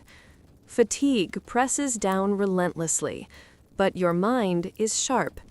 Hunger gnaws, but desperation is tempered by careful planning. The Ice Age demands not only strength and endurance, but also intelligence and observation. The smallest details, the way an animal flicks its ears, the subtle slope of snow, the angle of sunlight on ice, may determine success or failure. One wrong move could send the herd fleeing, or worse, attract predators from miles away. Finally, an opportunity presents itself. One animal strays slightly from the group, creating a clear target. You steady your body, tighten your grip on the spear, and take a slow, controlled breath. The throw is precise, the moment tense. The spear arcs through frigid air, striking true. The animal collapses, and the rest of the herd scatters in panic. Relief floods through you, but it is measured. Success in this environment is fleeting, and new challenges appear immediately. Predators are often drawn by movement and scent, and even the act of hunting can expose you to danger. Every triumph is temporary. Every victory carries a cost. You approach the fallen prey carefully, checking for predators, listening for distant sounds of movement. Using tools fashioned from stone and bone, you work methodically to harvest meat efficiently, wrapping it in furs to preserve warmth and prevent spoilage. Each ounce matters. Hunger is relentless, but carelessness could result in wasted energy, injury, or exposure. The Ice Age rewards meticulous action and punishes haste. Even in moments of accomplishment, The demands of survival continue without pause. With your provisions secured, you move toward a rocky outcrop, a potential shelter from wind and exposure. The journey is slow and taxing, snow concealing treacherous terrain, ice threatening instability, and fatigue pulling at your coordination. You step carefully, each movement deliberate, each breath shallow to preserve energy while navigating dangers. Survival here is not merely physical. It is mental, demanding patience, focus, and constant assessment. Every decision carries weight, every error magnified by the harshness of the environment. Reaching the rocks, you prepare a makeshift shelter, arranging snow and smaller stones to block wind and create a relatively protected space. You huddle against the stone, wrapping furs tightly around your body. Relief is partial, cold still gnawing, muscles aching, and the constant presence of predators reminding you that safety is temporary. Hunger persists, yet there is satisfaction in having secured some food and a small measure of protection. Even brief rest is precious, allowing you to recharge enough to face the next challenge. Night descends with a quiet, oppressive intensity. The wind carries faint noises, the snap of distant ice, the shuffle of animals in the dark, and the occasional distant howl. Sleep is shallow and fragmented, punctuated by the need to remain alert. Dreams are tense and vivid, echoing dangers faced during the day. Every night is a test of endurance, awareness, and strategy. The Ice Age does not allow complete rest, for the slightest lapse in attention could mean injury or death. Even while huddled in shelter, vigilance is essential. Hours pass slowly under the dim glow of distant stars. Your body trembles from cold and fatigue, yet your mind remains alert. Hunger continues its insistent gnawing, but awareness and careful preparation allow you to survive. The lessons of the Ice Age are clear: observation, patience, adaptation, and respect for the environment are paramount. Strength alone is insufficient. Endurance, skill, and intelligence are equally critical. Every decision, every step, every breath must be measured and deliberate. As dawn approaches, you rise again, stiff, cold, and hungry, yet prepared to face another day.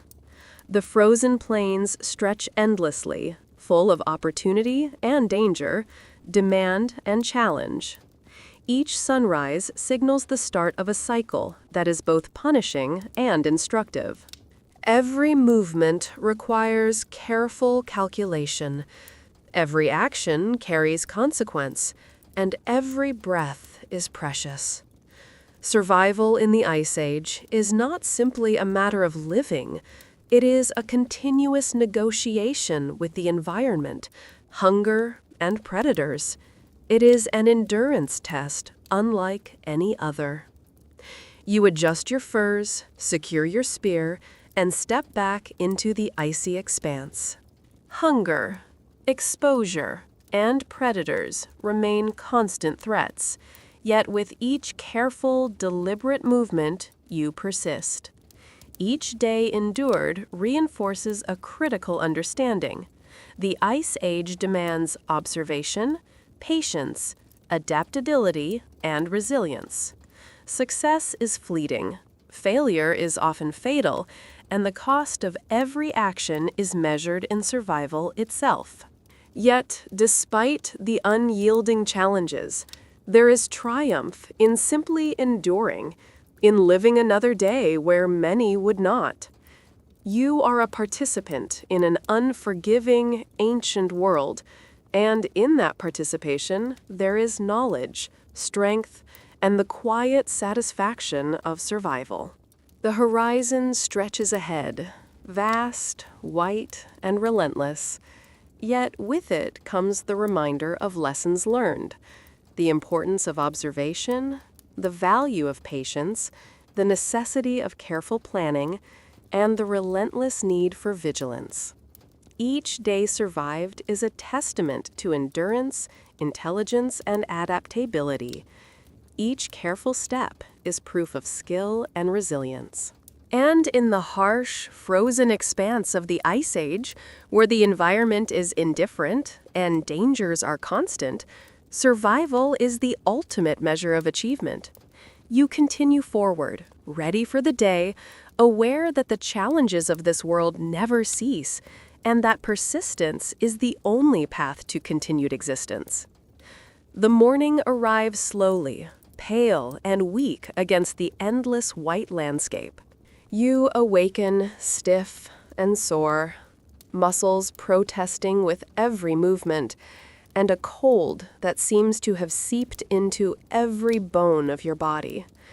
Your breath forms small clouds that vanish almost as quickly as they appear, and hunger gnaws at your stomach with a persistence that is both distracting and demanding. The Ice Age does not pause. It is a world without mercy, indifferent to fatigue, and relentless in its challenges. Every day demands focus, endurance, and awareness, and every step carries consequence. You rise, carefully checking your furs and makeshift boots, adjusting them to block the persistent wind that seeks any weakness. Your spear rests within reach, worn but dependable. Every tool is vital, and each decision is weighted with significance. Stepping into the snow-covered expanse, you move cautiously, testing every surface with your feet and spear tip. Ice hides beneath powdery snow, creating traps for the unwary. Crevices and uneven terrain threaten sudden injury. Each step requires deliberate attention and focus, for one miscalculation could result in pain, exhaustion, or even death. The frozen plains are alive in subtle ways. Tracks hinted prey, faint disturbances signal predators, and even the whisper of the wind carries information if you pay attention. Observation is survival. Each print, broken branch, or displaced snowflake tells a story, a detail that could mean the difference between finding food or becoming food. You scan the horizon, noting the distant shapes of moving herds and the quiet shadows of predators circling unseen. Hunger tugs relentlessly at your focus, but you know that impatience could be fatal. Every movement is measured, every action intentional.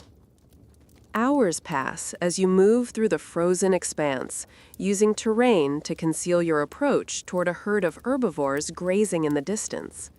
The wind is fickle, sometimes masking your scent, sometimes carrying it to unintended directions. Your muscles burn with exertion, yet your mind remains sharp, analyzing patterns, anticipating movement, and calculating risk. One false step could startle the herd, wasting precious energy, or draw attention from predators nearby. Every decision balances hunger, exposure, and opportunity. Finally, a single animal strays from the group, presenting a clear chance for a hunt. You prepare your body, steadying the spear, controlling your breathing, and focusing on timing and precision. The throw is critical. Success is never guaranteed. Your heart pounds in rhythm with the wind, your senses heightened to an almost unbearable degree. The spear arcs through the frigid air, striking the target. The animal collapses, and the herd scatters into the snowy distance. Relief is immediate, but cautious. Predators may have noticed, and the environment is unforgiving. Approaching the fallen animal, you work quickly to process it. Using crude tools and techniques honed by repeated necessity, you break the carcass into manageable portions, wrapping them carefully in furs to preserve warmth and prevent spoilage. Every ounce of meat is precious. Even brief carelessness could result in loss, waste, or exposure. Hunger remains, pressing insistently, but this moment offers temporary reprieve and sustenance. The Ice Age rewards skillful planning, observation, and deliberate action while punishing haste or neglect without hesitation. With food secured, you move toward a rocky outcropping previously scouted as potential shelter. The journey is grueling. Snow conceals treacherous patches, ice threatens instability, and fatigue presses relentlessly on your coordination and judgment. Every movement is carefully considered, each breath rationed to preserve energy while navigating dangerous terrain. Survival in this world is not merely physical, it is strategic, demanding constant evaluation, and requires mental fortitude alongside physical strength. At the outcropping, you create a makeshift shelter from snow, rocks, and furs. The structure is crude, but offers protection from wind and exposure. Huddling close to the stone, you feel a brief relief, yet the cold continues to gnaw at your body, and the constant threat of predators remains. Hunger persists, muscles ache, and sleep is shallow and fragmented. Rest is necessary to face the next day, yet even in the semblance of safety, vigilance cannot fully relax. Awareness is survival, and every night is a quiet test of endurance. As darkness deepens, the wind carries distant sounds, cracking ice, the shuffle of nocturnal animals, and the occasional cry of predators. Sleep is tentative, interrupted, and filled with vivid, tense dreams. Even moments of apparent safety demand continued focus. Every night in this environment is a negotiation with life and death, and every small lapse in attention could be fatal. Awareness must persist, even in the deepest fatigue. Hours pass slowly, the cold pressing, hunger gnawing, and fatigue weighing heavily. Yet survival continues to demand observation, patience, and careful action. The Ice Age teaches lessons harshly. Endurance, adaptability, focus, and respect for the environment are essential. Strength alone is insufficient. Every decision, every step, every breath matters. The balance between risk and reward is delicate, and even minor miscalculations can have extreme consequences. As the first faint light of dawn brushes the horizon, you rise once again, stiff, hungry, and cold, but ready to face another day. The plains stretch endlessly, full of opportunities and dangers, and every sunrise signals another test. Every movement is deliberate, every action carries consequence, and every breath is a resource. Survival in this environment is continuous, exhausting, and unforgiving. Yet it is also a testament to the resilience, intelligence, and adaptability of those who endure. You adjust your furs, check your spear, and step back into the icy expanse. Hunger, predators, and exposure remain, yet with every measured movement, you persist. Each day survived reinforces the lessons of the Ice Age: observation, patience, adaptability, and resilience. Success is fleeting, failure is costly, and the environment is merciless. Yet there is quiet triumph in endurance, the ability to continue to navigate each danger, and to emerge alive after every day is itself extraordinary. The horizon stretches before you, vast, white, and relentless, a reminder of the unyielding challenges ahead. Each day survived strengthens awareness, skill, and understanding of this harsh world. Survival is a delicate negotiation between danger, need, and resourcefulness. Every careful step, every measured breath, every cautious movement reinforces a vital truth. The Ice Age does not yield to strength alone, but to careful observation, patience, and adaptability. You move forward, aware of the risks, yet determined to endure, knowing that every day survived is a testament to human resilience in a world far beyond comfort, safety, or predictability. The dawn breaks slowly, pale and muted, over the endless expanse of white. You awaken once more, every muscle screaming with fatigue, joints stiff and sore, and a cold that has settled deep within your bones. Your breath forms sharp clouds that vanish almost instantly into the frigid air, and hunger presses insistent and unrelenting at your stomach. The world you inhabit is harsh, merciless, and unforgiving. The Ice Age does not pause, and it does not forgive errors. Every movement, every decision, every breath carries consequence, and every day survived is both victory and lesson. You rise and check your gear, adjusting furs and skins to block out the relentless wind, securing your spear, and making sure your tools are within reach. The frozen landscape stretches before you, stark, silent, and dangerous. Snow hides hazards, ice threatens instability, and predators move unseen, waiting for any lapse in awareness.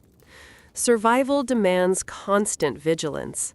Even simple tasks, walking, gathering food, navigating terrain, become complex operations requiring strategy, observation, and patience. You step carefully, probing with your spear, reading the subtle signs of the environment, feeling for weakness beneath the snow. As you move, you notice tracks, faint, partially obscured in the drifting snow. Some are prey, small herds moving cautiously across the plains. Others suggest predators, gliding silently, calculating. Observation is survival.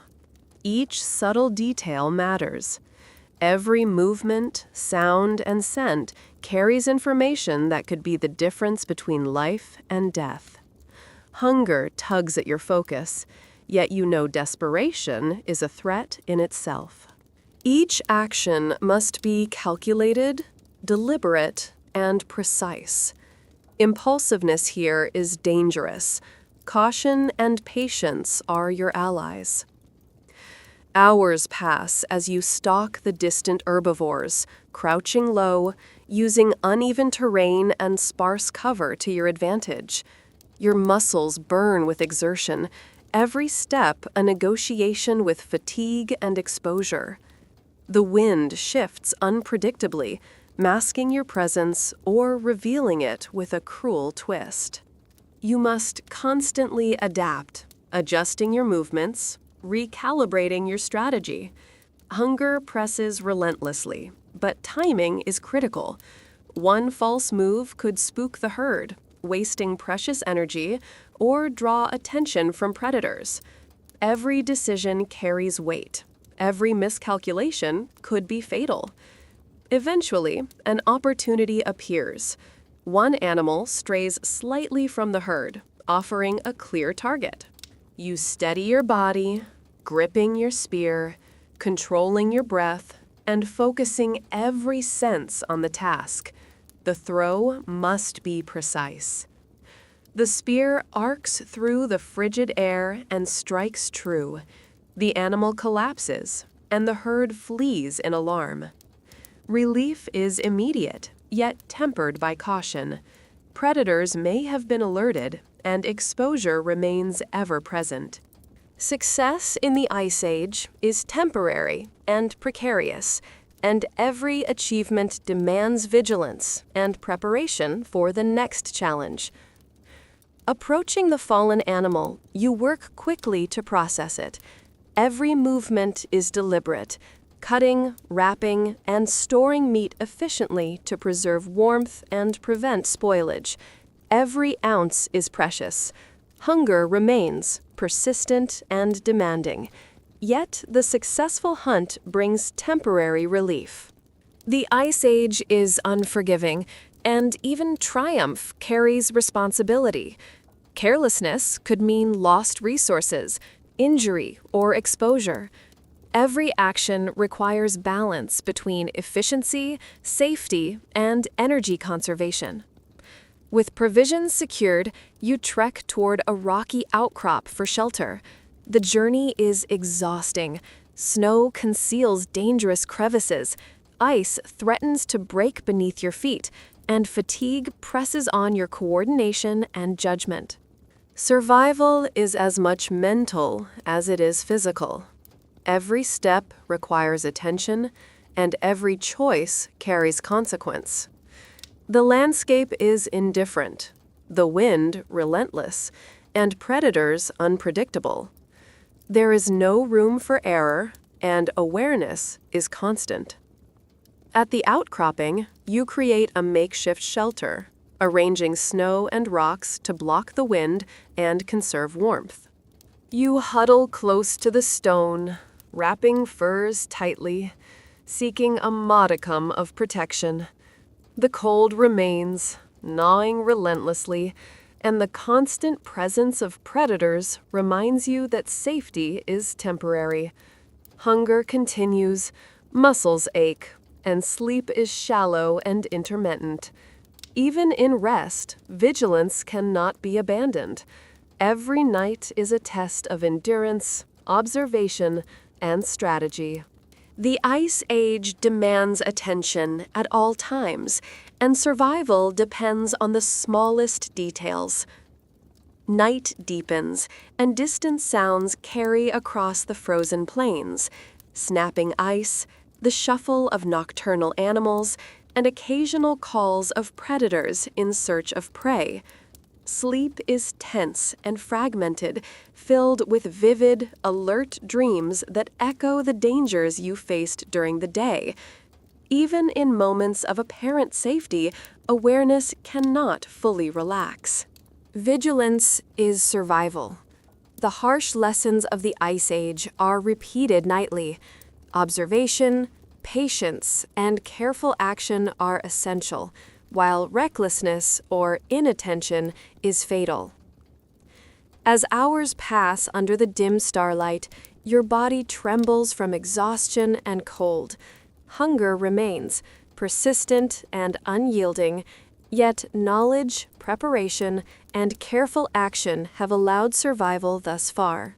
The Ice Age teaches that resilience, observation, and adaptability are equally as important as strength. Each choice is a negotiation with nature itself, balancing risk and reward. Even minor miscalculations are amplified in this environment, where exposure, hunger, and predators are constant threats. Dawn approaches again, pale and muted. You rise, cold and hungry, yet prepared for another day. The frozen plains stretch endlessly, demanding endurance, awareness, and careful navigation. Each sunrise brings opportunity and challenge. Every movement, every breath, every step is deliberate. Survival is relentless, exhausting, and unforgiving. Yet it is also a testament to human skill, intelligence, and resilience. Each day endured is a victory against one of the most extreme environments humanity has ever faced. You adjust furs and boots, check your spear, and step into the frozen expanse once more. Hunger, exposure, and predators persist, yet persistence, careful observation, and adaptability ensure continued survival. Each day survived reinforces the lessons of the Ice Age: patience, vigilance, endurance, and respect for the environment. Success is fleeting, failure is immediate, and the world is unyielding. Yet, despite the hardships, there is quiet triumph in survival itself. Simply enduring another day in this harsh, ancient world is extraordinary. The horizon stretches endlessly before you, white and unforgiving. Yet with each careful step, each measured breath, each deliberate movement, you persist. The Ice Age demands respect, intelligence, and adaptability. Every day is a negotiation between risk and reward, danger and opportunity. Survival is the ultimate measure of success.